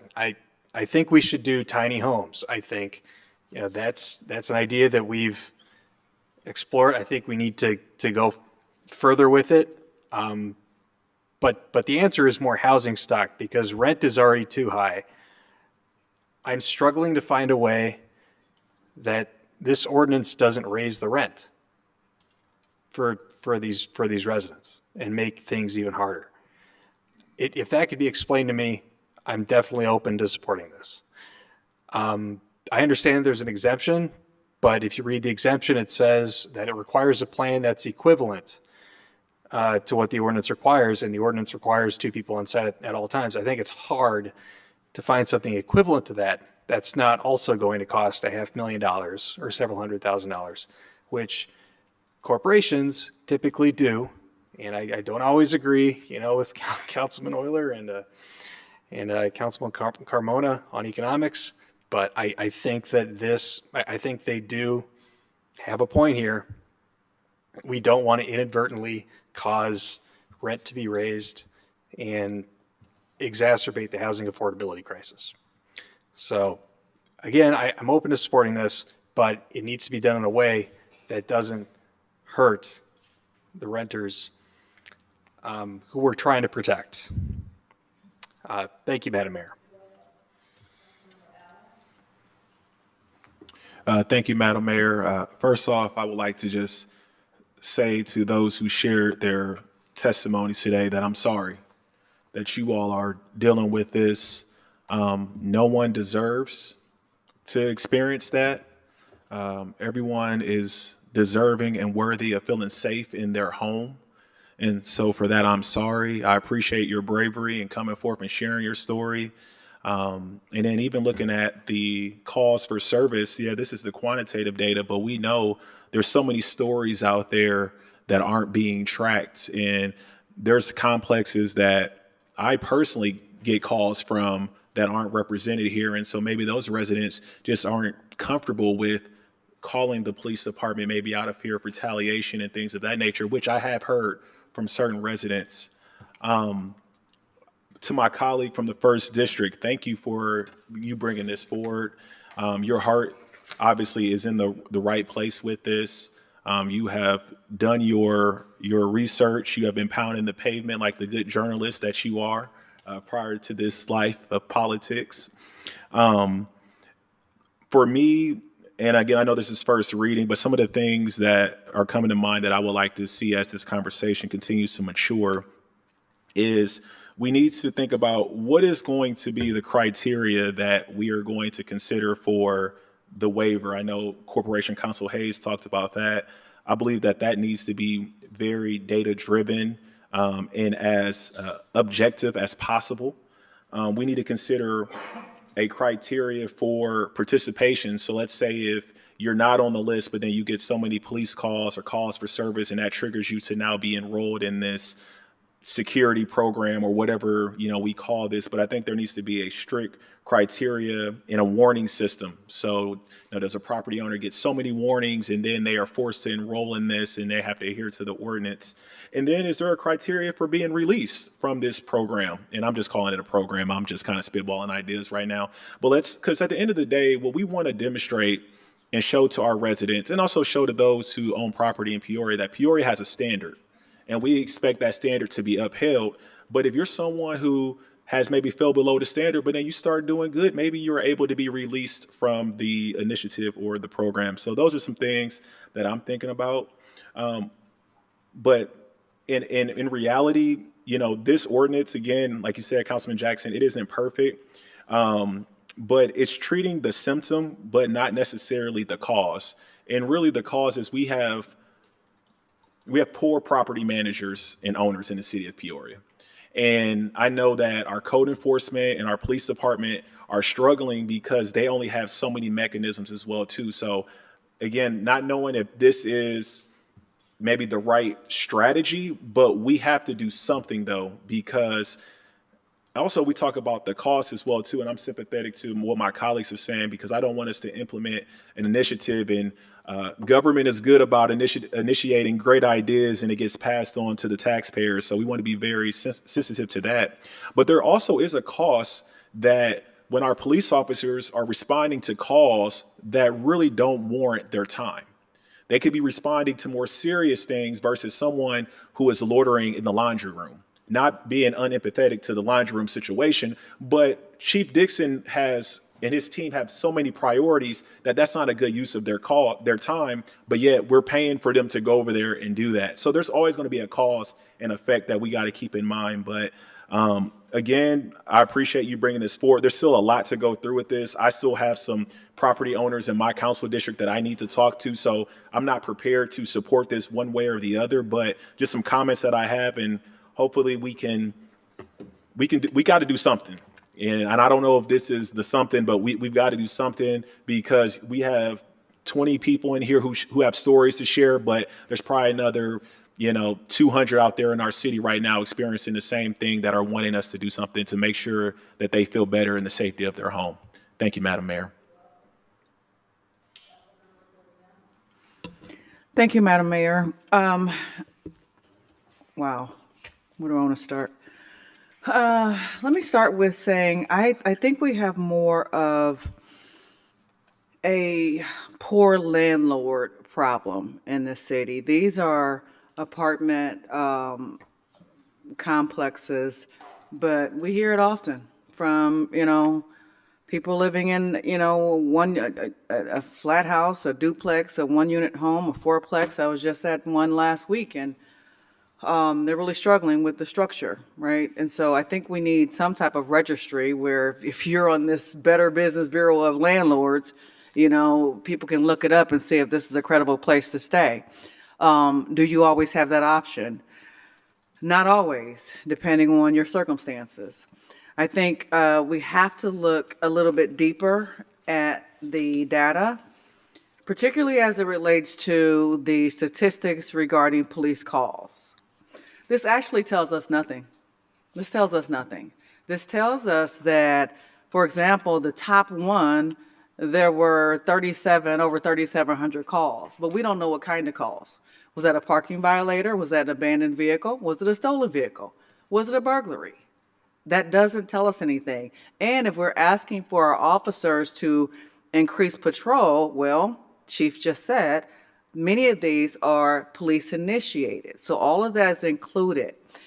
And so before we really dive deep into this, we have to know exactly what we're working with, exactly where the problems are, because we know if we look at this list, it's really maybe the top 6 or 7 that may have some challenges.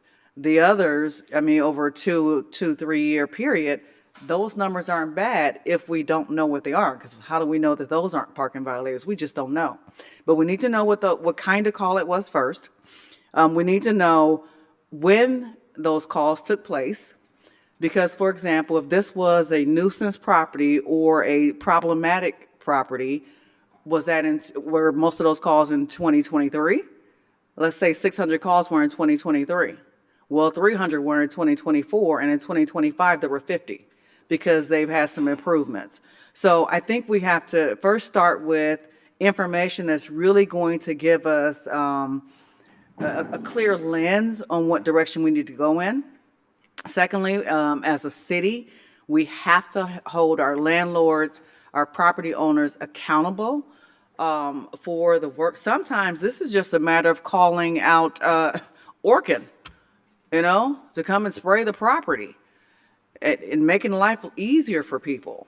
It is a matter of, they don't have a property manager. Who's managing the property? Who's helping you out? Who do you go to when you have a problem?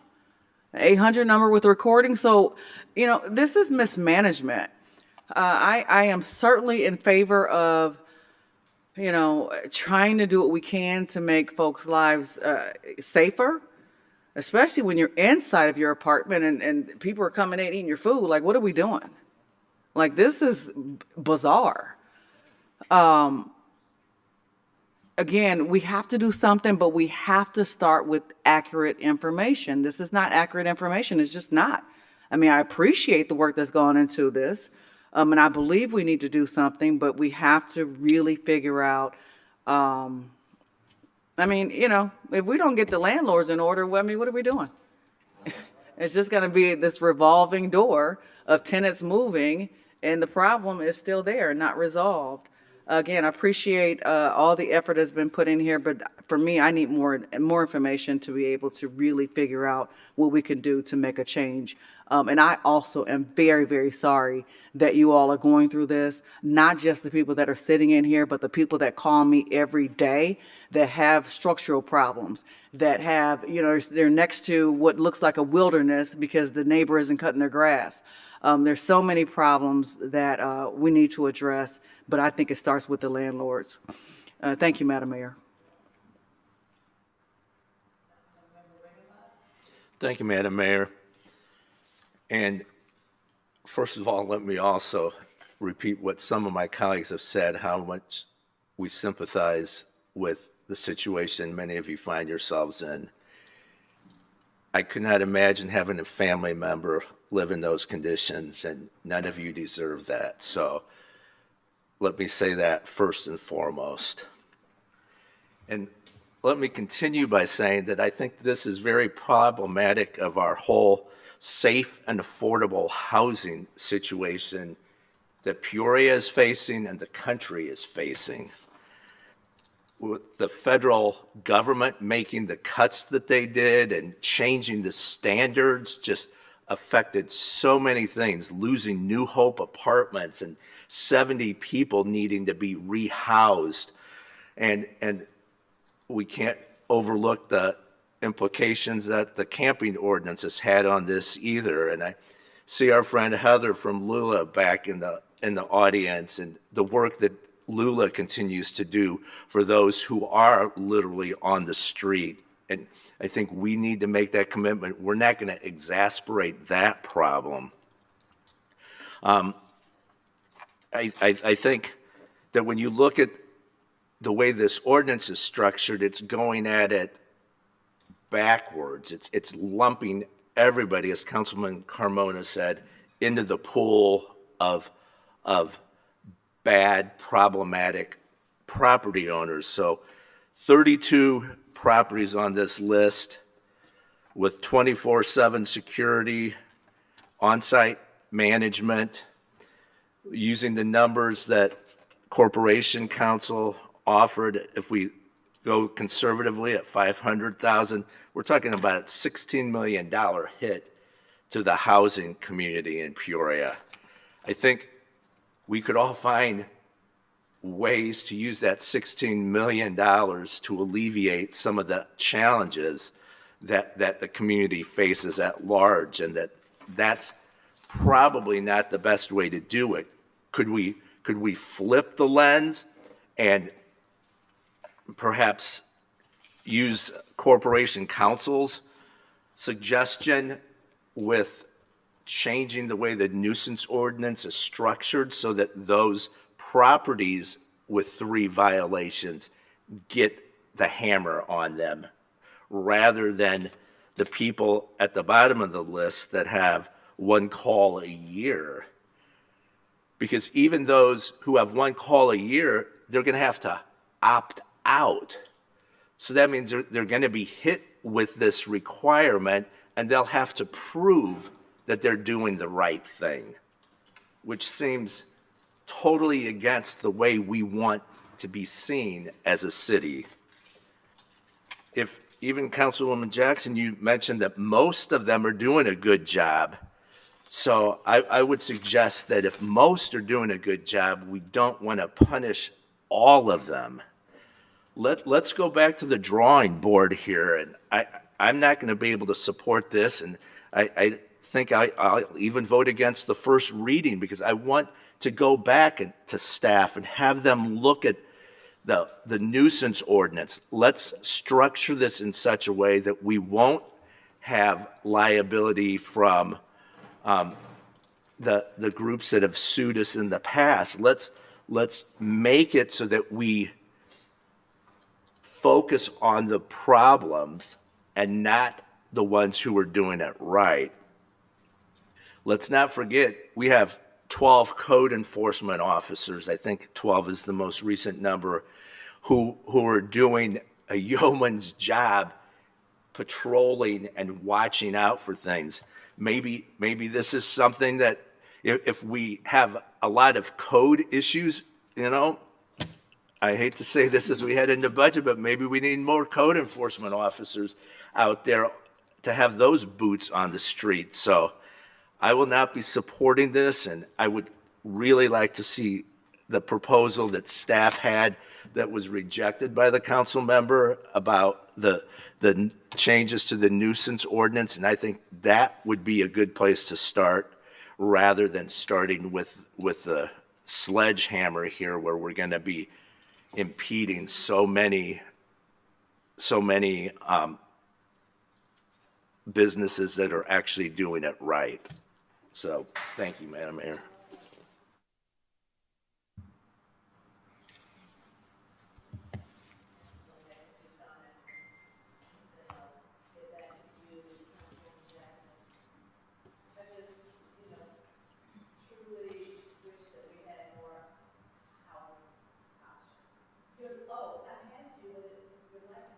No, your mic is not on. Oh, There we well, go. thank you. Okay. Right. Your light was on though, right, at Yeah, first? and I took it You off. changed your mind. Okay. Well, thank you for that. I wish we had more housing options because competition changes things. It gives people more choices. And I think, some of these complexes that are kind of really taking advantage of people and not investing in their properties anymore and not investing in the quality of life for their residents, understand that there's a severe housing shortage in Peoria, and that because of that housing shortage, people don't have a lot of choices to leave and go somewhere else. And, I think they've capitalized on that. And unfortunately, some of these were good housing developments that spent a lot of money in Peoria, and they're overseeing numerous developments. All of them aren't 50 units or more. Some of them are less, and some of the ones that are less than 50 are problematic. There are some that are 30 units or 45 units that are problematic. So I have tremendous respect for my colleague, Councilwoman Jackson, and I understand your intentions. I truly understand the intentions. I just don't think that this ordinance is the way to accomplish the ultimate objective. I think that it does penalize those who should not be penalized, and I think it could potentially put some housing complexes out of business at a time that we can't afford. Schlarman House, I know there's so many problems there, but they've got 75 units. If they shut down, we've got 75 families out on the street. And I don't know where they would go because we don't have enough housing options for them. But yes, some pressure has to be put on them. And I grew up as a young adult working as a community organizer, working with tenant councils. I mean, I remember when tenants would get together and organize to put pressure on their landlords to make change. And I know that really hasn't happened in a effective way at Schlarman House for whatever reason, and at some of these other places, people just have not organized in the way that they used to organize. But I do appreciate the tenants who have stood up today and used their voice to say that there's a problem, and I respect that. But I think we have to go back to our nuisance ordinance and modify it, strengthen it, make it more effective, because it hasn't worked in many cases. But this ordinance that we're looking at today is just not the right pathway, in my opinion, to accomplish our objectives. And I think it could cause more problems than what it will do to solve the problem or to help. I would like to see it go to a second reading. I think that out of respect to the councilwoman who brought this, out of respect to the intent of the intent of the ordinance, I think it's only fair to give it a second reading. I think in the meantime, we get more input, probably more criticism from businesses that say, we can't do this costs too much. But I think out of respect that we should allow this to go to a receive and file first reading, and, you know, if we choose to shut it down in a second reading, we shut it down, but that's what I would ask. Councilwoman Jackson? Thank you, Madam Mayor. Well, I just wanted to respond to some of the comments. For those who didn't hear, this would not apply to folks who are doing the right thing. And again, most of the people are. I kind of look at it how police officers respond to crime. They set up target areas and they target those hot spots. And we know the hot spots exist in some of these buildings.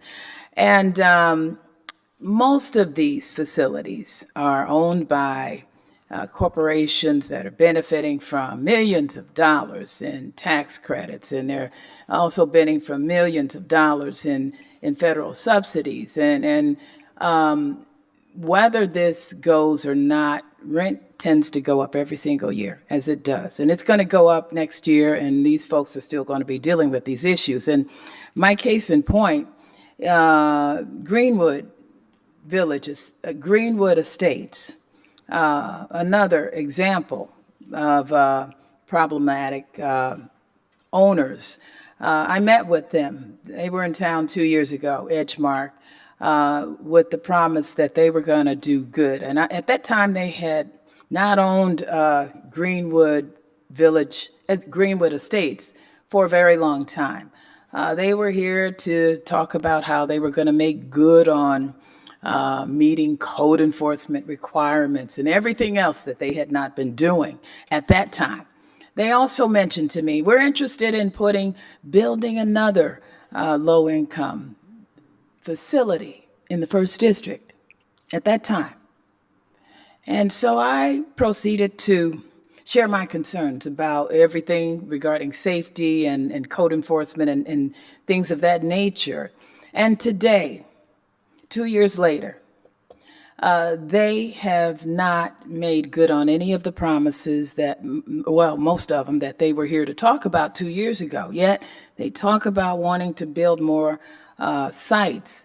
In fact, they are in receivership. HUD has taken them over. They've not gone out of business. I mean, some of these places, they let things go for so long and don't do anything, that we have a situation we're seeing now with Greenwood Estates, where the federal government has come in and taken their property because of their refusal to do all the things they promised to do 2 years ago. So the argument about them going out of business, I haven't seen it. You've been on the council longer than anybody. Have you ever seen anybody go out of business? Corporate property management. Most of these folks own multiple properties. They sell them, buy new ones.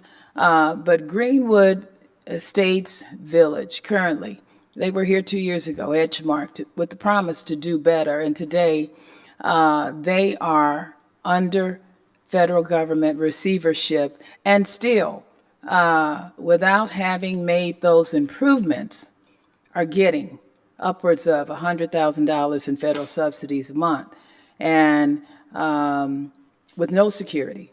And we have situations where folks have been living without air conditioning at that facility. I cannot imagine in these heating conditions, and some of them with health situations. But again, HUD has had to step in and force changes. So what I have found, most folks don't want to make change until till their backs are up against the wall.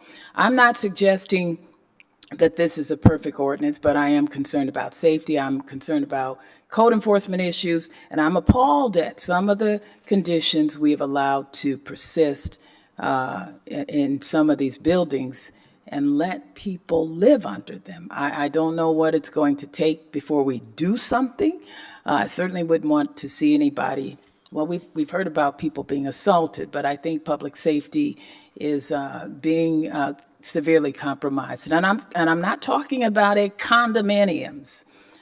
This is not going to apply to all of those facilities where people on higher incomes are living. It's going to apply to mostly those low income ones that are getting all these monies in federal subsidies, but are not being held accountable for maintaining just an average standard of living and public safety.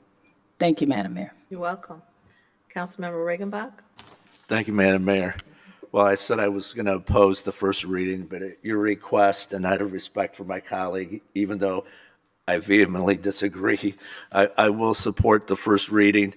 And besides asking Corporation Council to review the changes to the nuisance ordinance that they had originally proposed, I would like to see an alternative ordinance brought forward that would give the council a choice on that. And just clarify also, because as I read section 20-229 of the security plan, it looks like all 32 of these properties will be faced with these requirements until they can prove that they meet certain requirements. So again, it is doing it in what I would say reverse order. It punishing them until they prove that they're not doing the wrong thing. So just clarify that for us next week and have an alternative ordinance available as well. Thank you. You want to make a motion? I'll second it. Somebody want to No, make a motion? Councilman Allen made a motion, seconded by Councilmember Gordon Young. Any more comments? Please cast your ballots.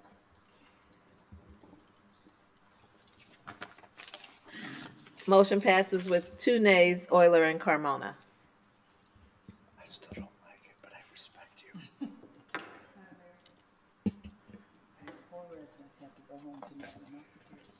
Madam Clerk? Oh, sorry. I just wanted to ask if the additional information, the breakdown of the police calls could be provided as we move forward. So that'd be for Chief Dixon? Do you understand the request, Chief? Yeah, like what type of call it was at these locations so that we know, and the timeline. Would we be able to put that together in a reasonable amount of time?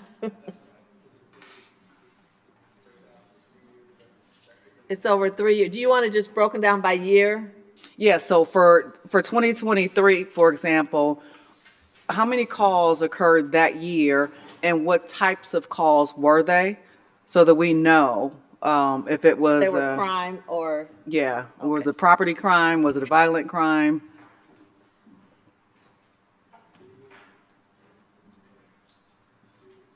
Was it a police officer initiated call? Yes. It's the same time period that's on here, 2023 through 2025. So it's really 23, 24, 25, yeah, 3 years. Thank you. Thank you, Madam Mayor. You're welcome. Madam Clerk?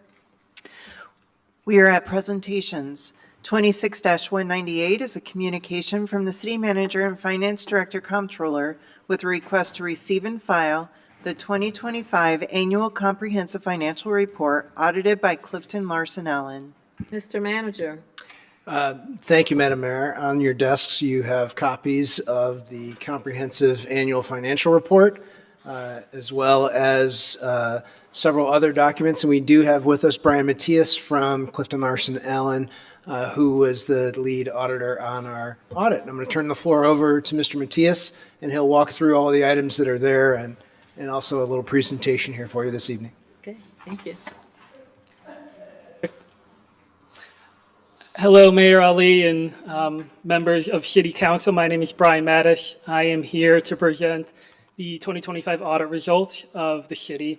With me here, I also have John Nierkorn. John was primarily responsible for the supervision of staff during the engagement.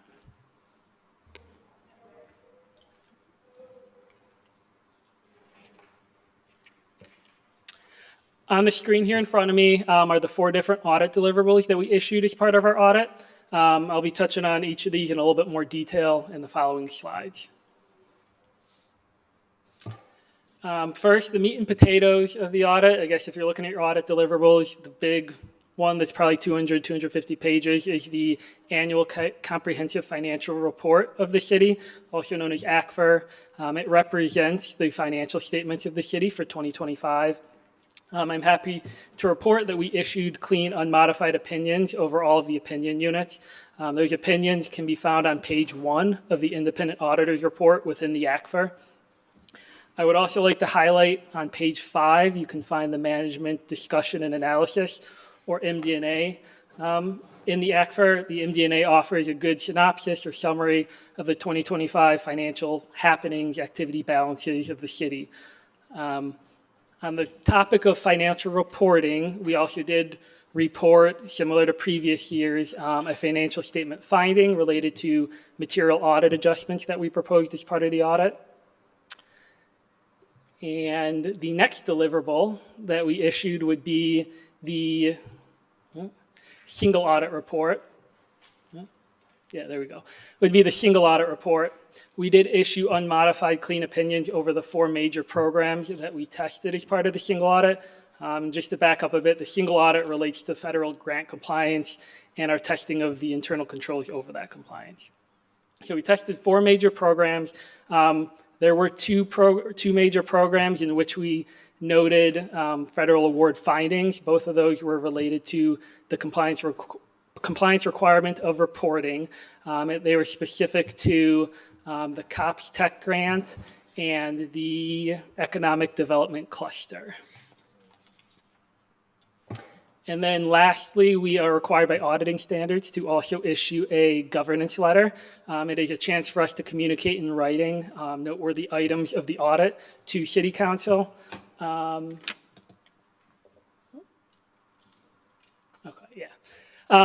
On the screen here, I put a couple of the highlights within the governance communication. First, accounting policies. The city was required to implement no new accounting standards during the 2025 audit. There were no difficulties or disagreements with management. And then also attached to the governance letter is a summary of uncorrected or immaterial misstatements. And then also attached is a summary of corrected misstatements, also known as audit adjustments that we proposed. That is all I have prepared today. I would like to take a chance to thank Kyle and his team and anyone who helped us with our requests and questions throughout the audit. Your help is very much appreciated. I'd be happy to answer any questions if anyone has any. Thank you very much. Thank you. Councilmember Euler? Thank you, Madam Chairwoman. Can you please explain to me in layman's terms what any of that means? Because I really didn't take away anything from that presentation. Yeah, the city had a clean audit. In terms of the financial statement audit, it was a clean audit. There's nothing really unexpected that we came across. And then the separate single audit piece, which focuses on federal grant compliance, there were 2 findings that we came across related to reporting. Pretty much there were a couple of reports that the city's required to file with grantors that were submitted untimely. That is really the highlights of the audit. Thank you. Is this considered an on-time audit, Mr. Manager? Yes, Madam Mayor, it is. That's wonderful. Thank you. Councilmember Kelly? Thank you, Madam Mayor. Just a comment to Director Craddy. Thank you very much. You have done a wonderful job since you have been in your position here with the city. I'm not surprised that we don't have any issues. I'm just very appreciative, and I hope, I'm sure the council is, and I hope the people of Peoria are, with our finance department. You've just done a terrific job, and I want to thank you. Thank you, Madam Mayor. I second that. Thank you for your hard work and dedication. A clean audit is always what we want an on-time audit is what we always want, and every organization is not in this position, even government bodies. So thank you, Mr. Manager. You've got a great team. Thank you, Mr. Auditor. We appreciate the working relationship that we have with you. Does anybody else have any questions or comments? Okay, I think we need a motion to, Councilmember Kelly, you want to make that motion?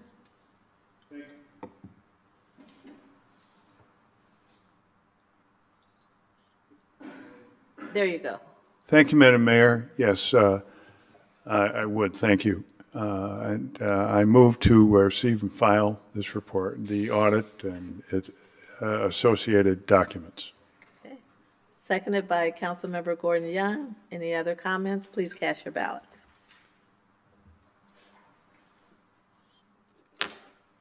Motion passes unanimously. Thank you, gentlemen. Madam Clerk? We're at regular business. 26-199 is a communication from the City Manager and Corporation Council with a request for the following. A, adopt an ordinance approving the redevelopment agreement with 500 through 516 Main Street LLC to renovate 3 commercial units and convert the second floor to boutique guest lodging at 500-516 Main Street in the Hospitality Improvement Zone District.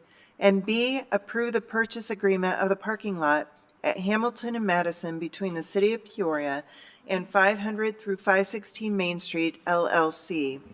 And on your desk, there are 2 handouts in yellow. One is a copy of the purchase agreement, and the second is a copy of the redevelopment agreement. Okay, Mr. Manager. Thank you, Madam Mayor. This is a wonderful development that we're excited to have inside the City of Peoria. As the clerk mentioned, this is the proposed redevelopment of 500 to 516 Main Street, which is always known as the Madison Theater building. This is the Main Street side of that building. It's a mixed-use project that comprises 3 restaurants and then a 24-bed boutique hotel. The redevelopment project is about $7.2 million, and then the purchase of the parking lot is another $800,000. So the developers will be putting in an $8 million project, all of which is subject to TIF-eligible reimbursements that will be capped at $1,685,546, plus the costs of redoing the sidewalks around the property. The developers agreed to redo the sidewalks to make them ADA compatible around the building.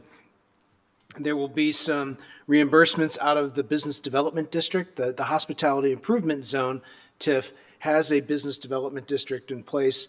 So there'll be a limit on that of up to $204,390 of business development district sales taxes and $30,082 of business development district hotel taxes.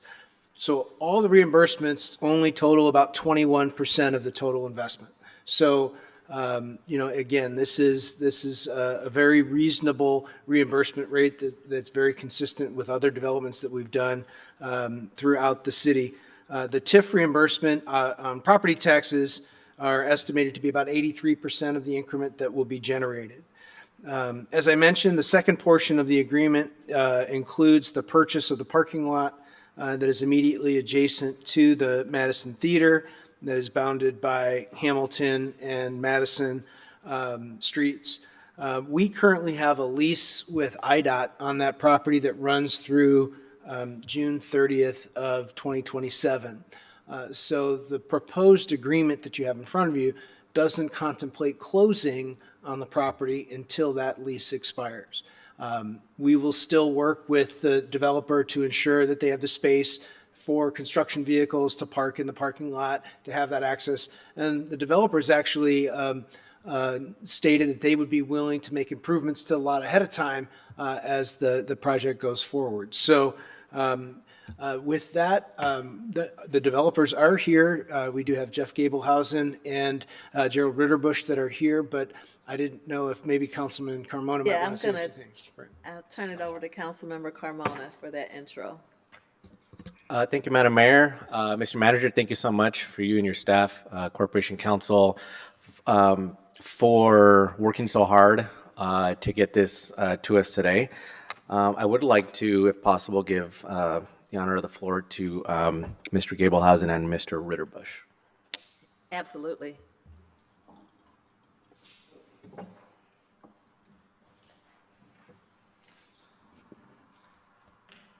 Okay.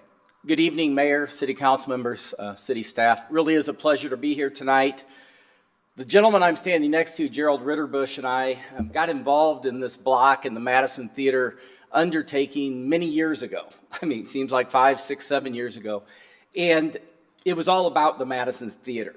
And even though tonight we're talking about the redevelopment of Main Street, what we're really talking about is the first step to bringing that beautiful theater back to life. When we talk about 3 new restaurants on Main Street, it's actually 2 new plus the doubling of the size of Hoops. So imagine Hoops actually having room to sit down when you go eat. Plus a very nice restaurant in the middle, and then on the corner where Rumburgers or SOPs used to be, we'll have a more upscale offering, but we'll also have a deli, coffee, and bakery component of it. So imagine a fresh bakery in downtown Peoria, because that's what we're going to have. In doing this, it doesn't work if you leave the second floor, unused. So we came up with the idea of doing a 24 guest room boutique hotel. It'll be the first boutique hotel in the Peoria metro market, and we're really excited about that. I could go on and on. I will say a lot of the things we've done in the development set the stage for hopefully, the donors to come forward and make the Madison possible. We're creating extra bathrooms within our development that we don't really need, but they're there for the Madison Theater users. We're creating ADA access, handicapped access that the theater needs, and we're incorporating that through our space to make sure folks can get into the theater. We're lining, there's a joint sewer that actually goes under the theater that that's used by all the roof drainage coming off the theater as well as our building. We're lining that sewer for over an $80,000 cost. So if the theater happens, they already have that expense taken care of. And with your approval, hopefully tonight, purchasing the parking lot is very much being done with the theater in mind. And every time we talk about the theater, we call the not-for-profit, the Madison Preservation Association, and we coordinate things with them. So this really is a joint effort. But again, it wouldn't be happening without this gentleman to my right, Gerald Ritterbusch, and his real passion for making it happen. So, Gerald? Well, just a few comments. We've agonized quite a long time about the fact that if we have a boutique inn, we do need to provide parking. And we've discussed the parking lot many times, and that's why we put a lot of effort into being able to acquire that so we can have control over it. Right now, the parking lot's used 10 hours a day for day workers. There's another 14 hours that parking lot would be available, and we hope to use that because we'll use it for restaurant and also for theater patrons. Just a little background why I'm interested in the theater. Many years ago, I was involved in the construction machinery industry, and I had the architectural tour of the cathedral in Cologne, Germany. And that was an opportunity to get up in the attic of that building and really see how the wall structure is and how the attic is constructed and the roof's lined and all that. The Madison Theater has a vault and an attic structure that is very parallel to that cathedral. Many of the cathedrals in Europe are all built like that. So really we need to save the Madison Theater because it is something that we have in this country that has some European roots to it, but we can really show this off. So all we need now is to try and get some people interested in redoing the Madison Theater. And that coupled with what we put into the Main Street side of it, I think it's going to make a very attractive place. And that way we can get a high level of people coming into the inn So they can park in the parking lot, they can come in, have dinner, they can go to a performance in the theater, come back, have the nightcap or whatever they need, go up to their room, sleep, and the next day they can start a new day. So we hope that this whole project will really come together. So thank you very much. I hope so too, gentlemen. I had my first kiss at the Madison Theater, so. It's true. Thank you. You want to make a motion, Councilman? Yes, ma'am. Do we need separate motions for each? Yes, please. I will make a motion to approve item 26-199A. Seconded by Councilmember Euler. No discussion. Please cast your ballots. Motion passes unanimously. Councilmember Carmona. Thank you, Madam Mayor. I'll make a motion to approve item 26-199B as outlined. Seconded by Councilmember Euler. Please cast your ballots. Motion passes unanimously. Madam Clerk? 26-200 is a communication from the City Manager and Finance Director Comptroller with a request to receive and file the 2027 revised budget timeline. Mr. Manager? Thank you, Madam Mayor. I'm going to turn the floor over to our Finance Director to talk about the budget process. Thank you, Mr. Manager. I know it's a little weird to go talking about the budget right after the audit presentation, but it is that time of the year. The staff is actually beginning the early stages of putting the budget together. The first draft is actually due to me on August 12th, so staff is working pretty quickly and diligently on getting that done. In terms of the council component of the timeline this year, it's going to look very similar to how it's looked in previous years. We anticipate putting the budget on the table on October the 13th. So as a reminder, that usually that night we put it on the table, and then we do the formal presentation the following Tuesday, which would be October the 20th.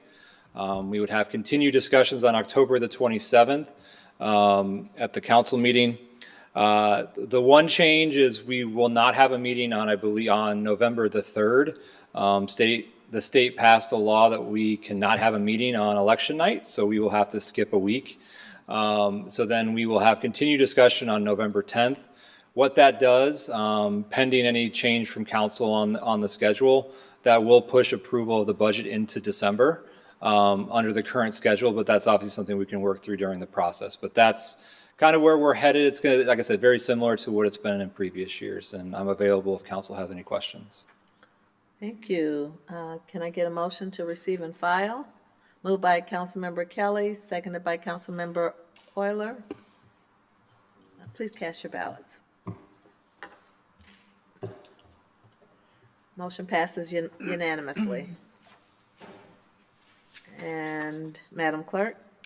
26-201 is a communication from the City Manager and Finance Director Comptroller with a request to receive and file the month ended May 31, 2026 unaudited financial report. Director Craddy. Thank you, Madam Mayor. The May 31st, 2026 unaudited financial report is in your packet. Just a few of the highlights. Revenues are slightly down 3.4% compared to the budget estimate. However, they are up 1.7% compared to last year. That is a little bit of an indication of a trend that we are seeing, still continued growth in strength in a lot of our state source revenues. So sales tax and those items, income tax, we're still seeing pretty strong growth in those areas. On the expense side, our expenses are up 6% and up 13.8% compared to last year. I know those can seem like large numbers. They are not something that I'm necessarily concerned about at this point.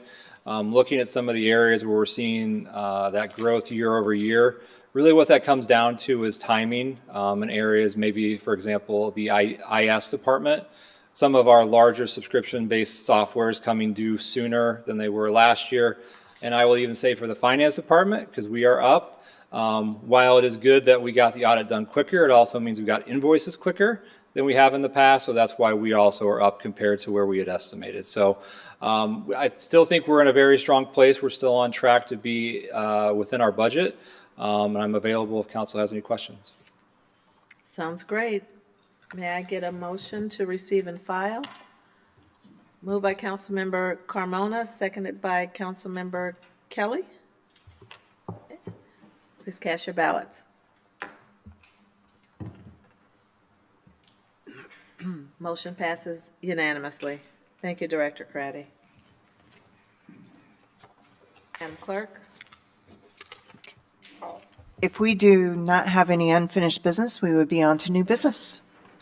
Okay, a new business. Councilmember Kelly. Thank you, Madam Mayor. I'm not sure of the parliamentary procedure here, so just so we're covering all our bases, I would like to request the staff present us with a nuisance ordinance-oriented possible ordinance on rental properties 2 weeks from now. Okay. I'm not sure that, but anyway, if that's redundant, that's fine. If it's required, we did it. Okay, Manager, you got it, right? We got it. Thank Okay. you. Thank you, Madam Mayor. You're welcome. Thank you. Councilmember Riggenbach. Thank you, Madam Mayor. This week I was able to get a tour of the construction site at Children's Home. As you recall, some time ago, we approved some zoning changes for some construction there. And as we talk about affordable housing, I think it's important to note that that comes in all shapes and sizes. And they are building 2 homes for youth who are aging out of foster care. So this would be the 18 to 21, 22-year-old. And there'll be 2 identical houses built on the site in the back. And what they're doing there is just absolutely amazing. The quality of the work that's taking place and the vision that Mr. Miller, the CEO, has is just really inspiring. And he told me to be sure to offer any other council colleagues who would like to see that firsthand. He's happy to give a tour. Very proud of the work they're doing there and the future and the fact that they're committing to the East Bluff and to that part of Peoria with this size of an investment. I speaks highly of the vision that their board has. So I just wanted to point that out because there are lots of ways we need to address the housing crisis, and this is one of them that could often slip under the radar. So I just wanted to offer that invitation from Mr. Miller to my colleagues. And I also wanted to recognize the passing of an East Bluff stalwart. This happened several months ago, but Richard Mitchell passed away late last fall. And he and his wife Nancy were some of the first people I met when I became councilman, and we won't have to say how many years ago that was. But they've been amazing to work with, and Nancy's still holding the fort down at their house on New York Avenue. But at the formerly East Bluff Community Center, now known as the East Bluff Hub, on Saturday, August 8th, that will be his memorial service from 2 to 4, a celebration of life. So for those of you that worked with Mitch and Nancy through the years, I know Nancy would appreciate seeing some familiar faces, but at the East Bluff Hub, AKA Community Center, on Saturday, August 8th. Thank you. You're welcome. Is there any other new business? Madam Clerk? We would be at citizens' opportunity to address the city council. Okay, I actually have 10 cards. I don't know that we have 10 people in the audience here, but we'll see how this goes. First is Steve West.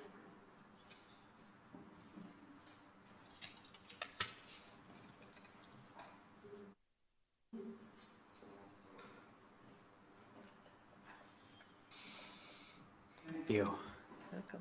My name's Steve West. I'm a resident of 2406 North Maryland in Peoria. My work address is 416 Main, Suite 727, at the Commerce Building downtown. I'm a lifelong Peorian, proud graduate of Woodruff High School. And I wanted to address the City Council regarding potholes. And not just potholes, but a specific problem that's kind of unique to older neighborhoods and the East Bluff. Tim, I called you this afternoon, but because I wasn't sure I wanted to alert you, and I wasn't even sure how to address the council or what I needed to do. But I got that information from the clerk's office, and I appreciate them very much. But the City Council, and I talked to Public Works Cheryl this afternoon regarding specifically the potholes on Archer between Wisconsin and Central. But the problem is not just potholes on side streets. It's because what I'd like Public Works and the mayor, city manager, and the council to be aware of, in these older neighborhoods, there's no major thoroughfares. We have the boundary of War Memorial and Knoxville, but our main arterial streets are Prospect, Wisconsin, Forest Hill, McClure, Nebraska, Fry, Abington, et cetera. They're all two-lane streets. And when they redo Wisconsin, like they did in the last couple years, that was finished up, they detour to the side streets, for instance, Maryland. And right now there's the water company is doing lead pipe abatement here, there, and everywhere. And they put up barricades and they detour signs, and I'm sure the city, they're working with the city on that. But I would ask that Public Works follow up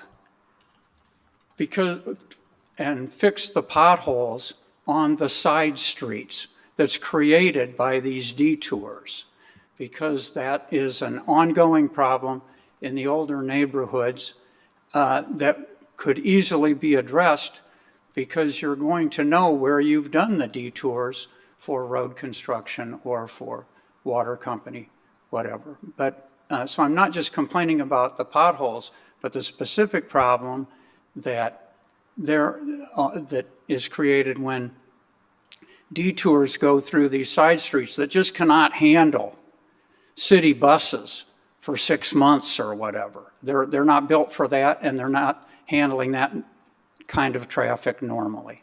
Thank you very much. Thank you. Thank you, Mr. West. Heather Stacy?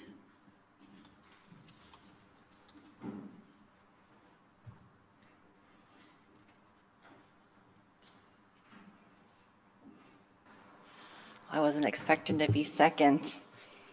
Good evening, Madam Mayor. My name is Heather Stacy. I am the Director of Outreach with Lula Peoria. I have stood up here at this podium several times over the last couple of years, and I want you to know that I'm going to continue to come back, not to criticize, but to remind you that we are still here. We are still doing the work. There are still people in our community sleeping in tents. There are still people sleeping on the ground. People trying to survive day after day in conditions that no human being should ever have to endure. They deserve much better than that. Through my work, I have the privilege of walking alongside of people who are unhoused.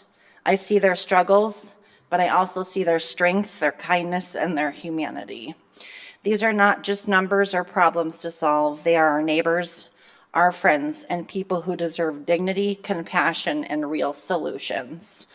Homelessness means waking up every day not knowing where you will sleep the next one, where your next meal will come from, or whether you will be safe. It means living with constant uncertainty while often feeling unseen and forgotten.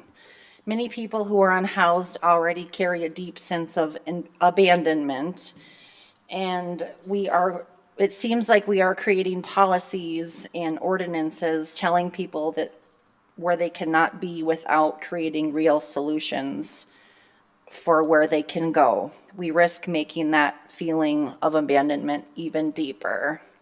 We cannot solve homelessness by making it harder for people to exist. We can solve it by building relationships, working together. I didn't have a plan when I came here. I didn't know what was going to be talked about. I'm very happy that this was the night that worked out for me to be here in regards to the situations that are going on at some of the properties throughout the city. I think that it is worth mentioning that I have some ideas about how to help with that situation. I know that more housing is going to be an ongoing issue. I do believe that some of the people that are breaking in and sleeping in those buildings are probably experiencing homelessness. I also believe that people like me, people with lived experience, people that are in the streets that have relationships with these folks could somehow work with the city to help navigate that and help figure it out. I kind of went off subject of what I wanted to say because I really wanted to say something about that. So I just want to leave you with this. The measure of who we are as a city is not how we treat people when life is easy. It's how we treat our neighbors when they're at their most vulnerable. Thank you for your time. Thank you, Ms. Stacy. Darcy Katie?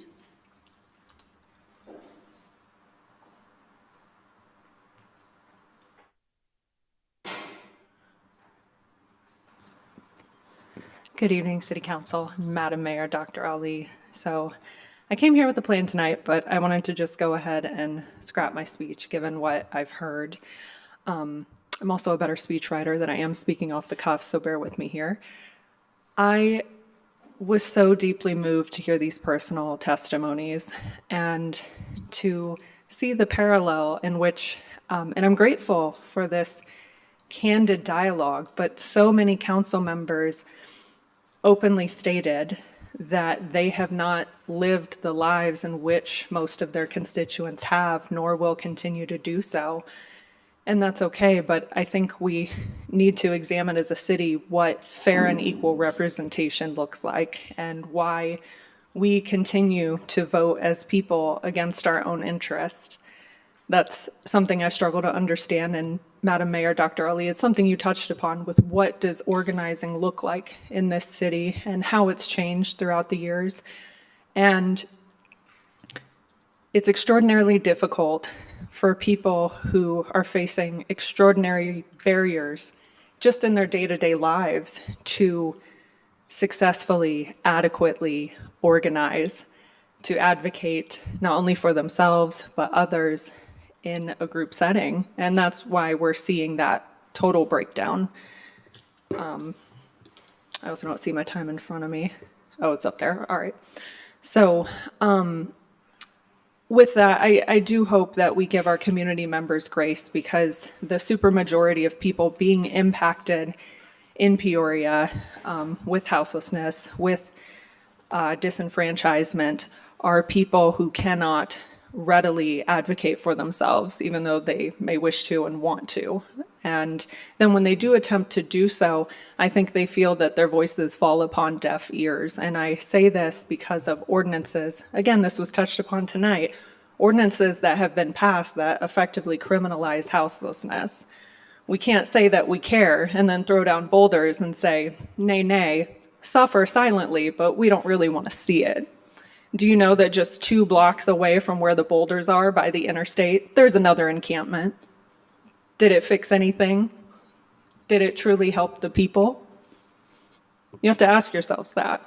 We dump over $300,000 worth of funding into, as a council, saying that we tried to do something, we made an effort to shelter, but we won't put forth a plan and proper infrastructure, which Dr. Andre Allen did reference, has been done in Rockford, has effectively created net zero houselessness, and so it works. We do have viable solutions. They're probably not ideal. They're not necessarily easy, but it is a start. And our constituents deserve that.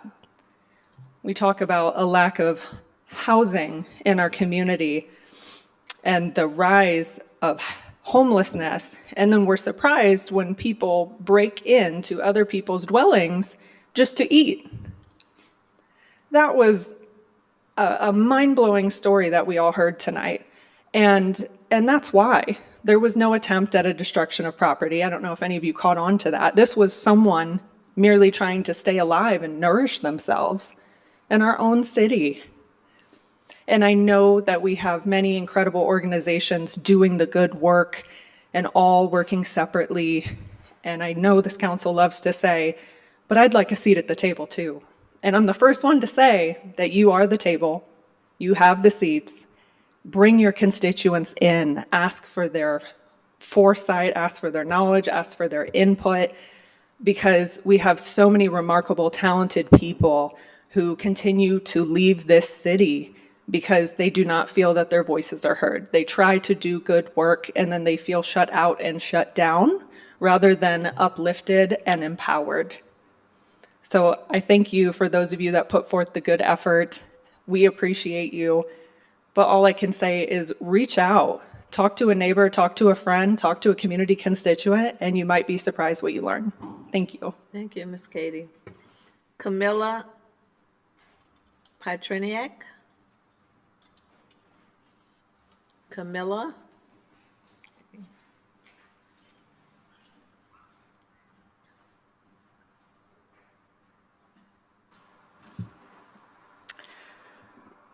Good evening, Madam Mayor and Council. My name is Camilla Petroniak, and I come to you as a lifelong resident of Peoria with big concerns on how fellow residents of this city are being dehumanized, ignored, and oppressed. I volunteer throughout the city in different capacities with a strong focus on street-based outreach. I have had the absolute privilege of getting to know and befriend many of our most vulnerable Peoria citizens. As a registered nurse, I am tasked with the responsibility to uphold the American Nurses Association Code of Ethics, which includes avoiding harm, promoting well-being, and most importantly, ensuring all people are treated fairly and impartially, regardless of their background or status. I come to you this evening to make you aware of violations of these ethical principles that I am seeing daily in the Peoria area. I have seen a veteran who fought to protect our country's freedoms be stripped of many of their own simply because the only safe option for shelter and community available to them was a congregate living environment, in many ways echoed the very conditions of war they had already endured. I have seen someone endure repeated sexual and physical abuse while living in a congregate shelter, yet they have no other option for survival. On days when the wind chill falls 25 degrees below zero, they choose to remain in a place where they are unsafe or they face a life-threatening cold outside. I have seen someone with a bachelor's degree actively pursuing a master's degree, making their home deep in the woods because financial assistance they receive to pay for tuition left little to nothing for housing.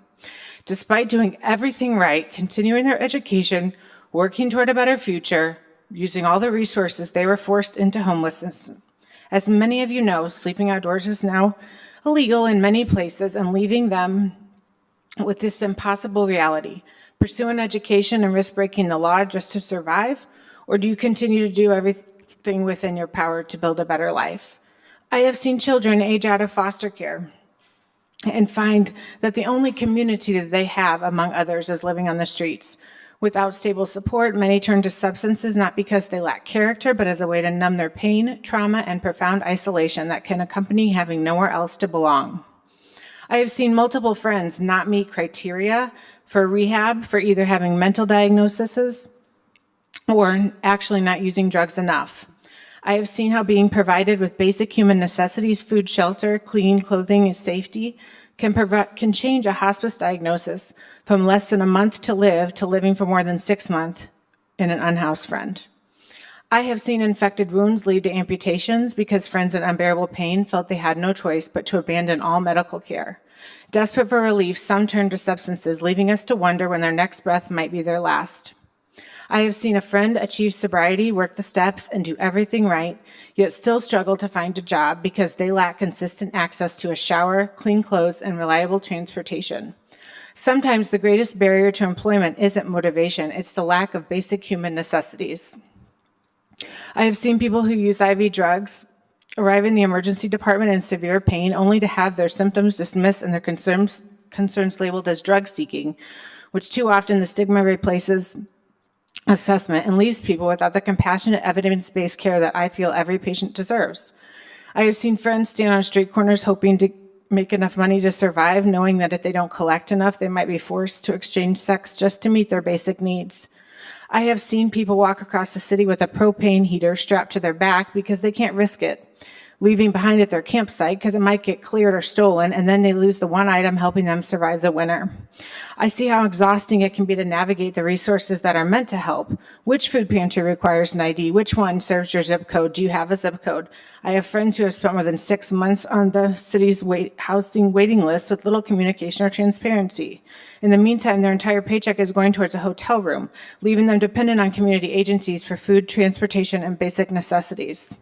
I have done laundry for friends whose few belongings are constantly soaked by rain and repeatedly lost as they are forced to move from one place to place. And I often wonder how would I feel if every time it rained and everything I owned was left wet, moldy, and impossible to clean. I hear phrases such as, I hate being sober because it reminds me of who I am and I hate myself. I'm homeless. I have heard outreach workers deliver the heartbreaking news that another member of street community has died, most of them under the age of 40, a stark reminder that far too many, homelessness is a life-threatening condition and not just a housing issue. All this to say, these are not my isolated stories, they are not statistics. They are my friends, they are veterans, students, parents, sons, daughters, and neighbors. They are Peoria residents whose humanity is too often overshadowed by our label of homeless. Every ordinance we pass and every policy should begin with one simple question. Does this restore human dignity or does it take it away? Thank you, Ms. Patrinek. Thank you. Mary Clark.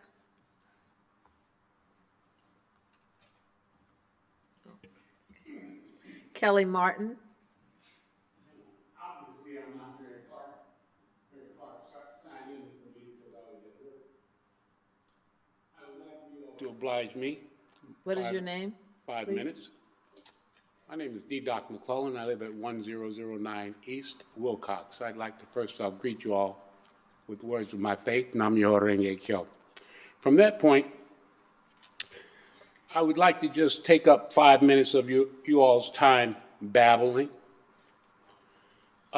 This past week, a few things happened out in the world, and I just feel compelled to say something. Most importantly, I think, is my condolences to the family of Isis Horn. I'll just leave that there.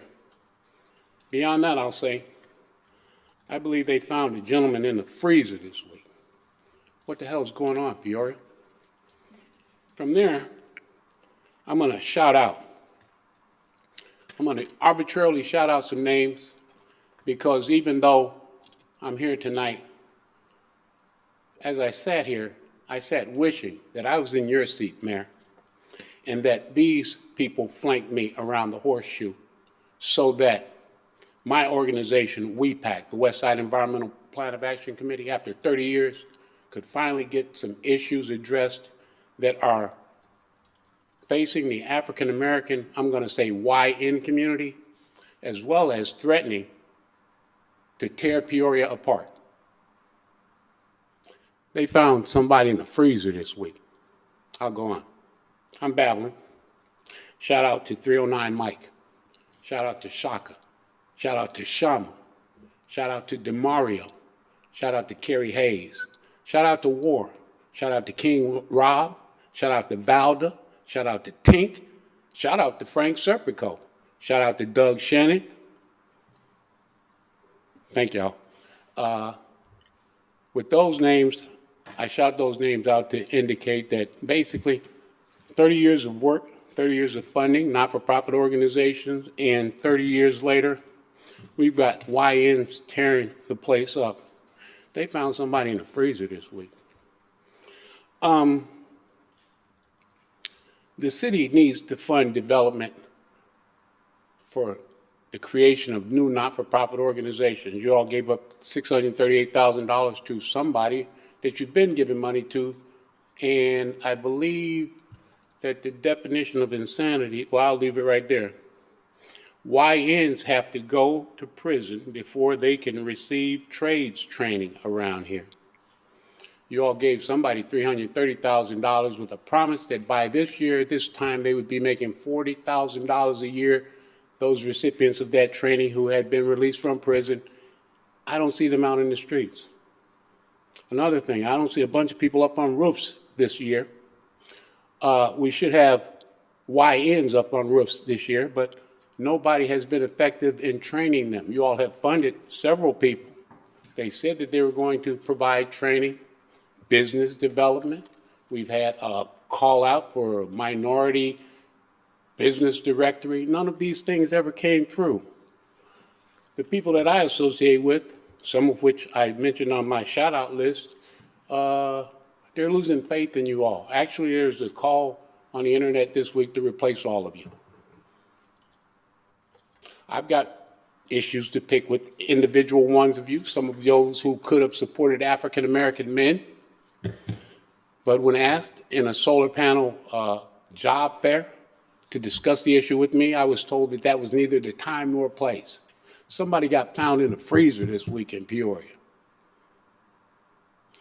We're talking about developing homes on the South End. Do you all think that those guys are going to let you come into their indigenous turf and go home? I say that to the contractors proposing to do development. You think you're going to go home without including the indigenous people of that land? We talked about security, I guess, in 26-197, I believe it was. So if we put, and shout out to Councilperson Jackson. She's committed.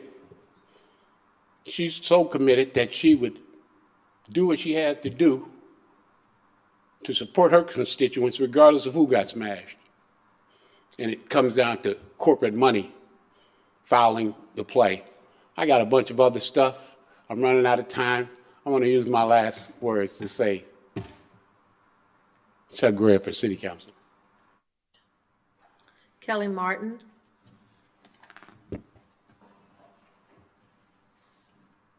Kimberly Miller.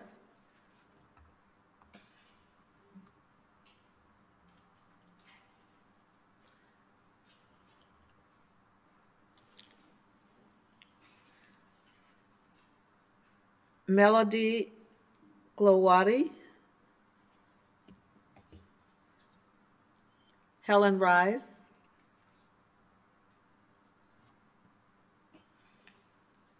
Kimberly Gerardo.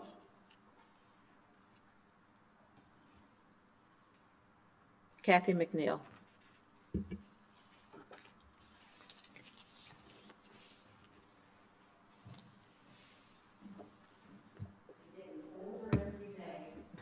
That's a good thing. Well, it's going to sound like I'm just giving you what for, if you know what that means.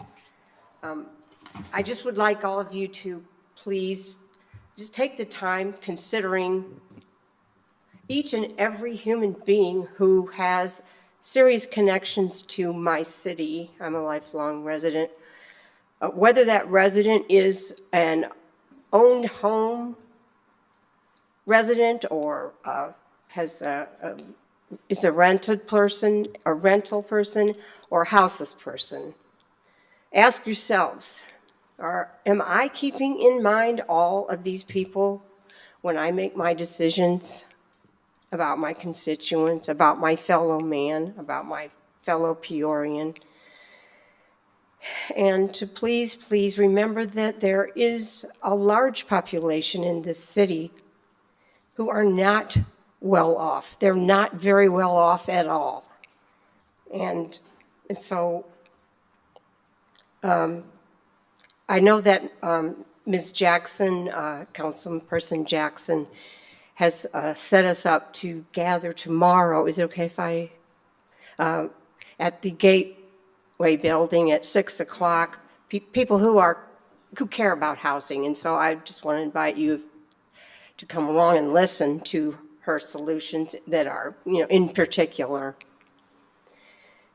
That's been put together by Ms. Jackson and Alex Sierra of the Park District Board. It'll be an opportunity for us as citizens to hear what they have to say, because, they care about people and where they live. And remember that, you talk about raising rent. You really can't raise a rent on somebody that's already paying 30% of their income. They're just not allowed to have those apartments. I know. I tried to move to some place where, no, you don't make enough money. We can't rent to you. It would be more than a third of your income. I'm also here to represent the Peoria Marina and Playground Protectors. And we're just asking to support Mr. Riggenbach, Councilman Riggenbach. He has shown his concern about holding on to the property at the Illinois River by the shoreline. That's a place in Peoria where you can access the river. People that have done that for years. And we want to protect the wildlife corridor because it's not going to be the same if O'Brien gets to cut pieces of the land for himself, which would mean cutting down trees.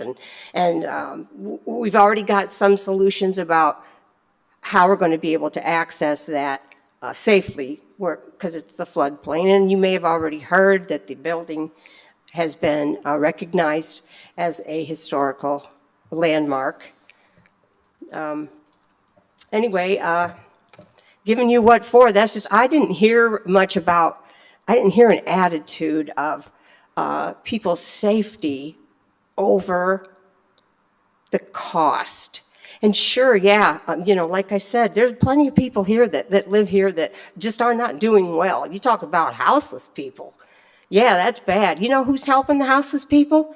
The people who don't have a lot of money. The people who care and have the time, fortunately. So anyway, that's really all I have to say right now.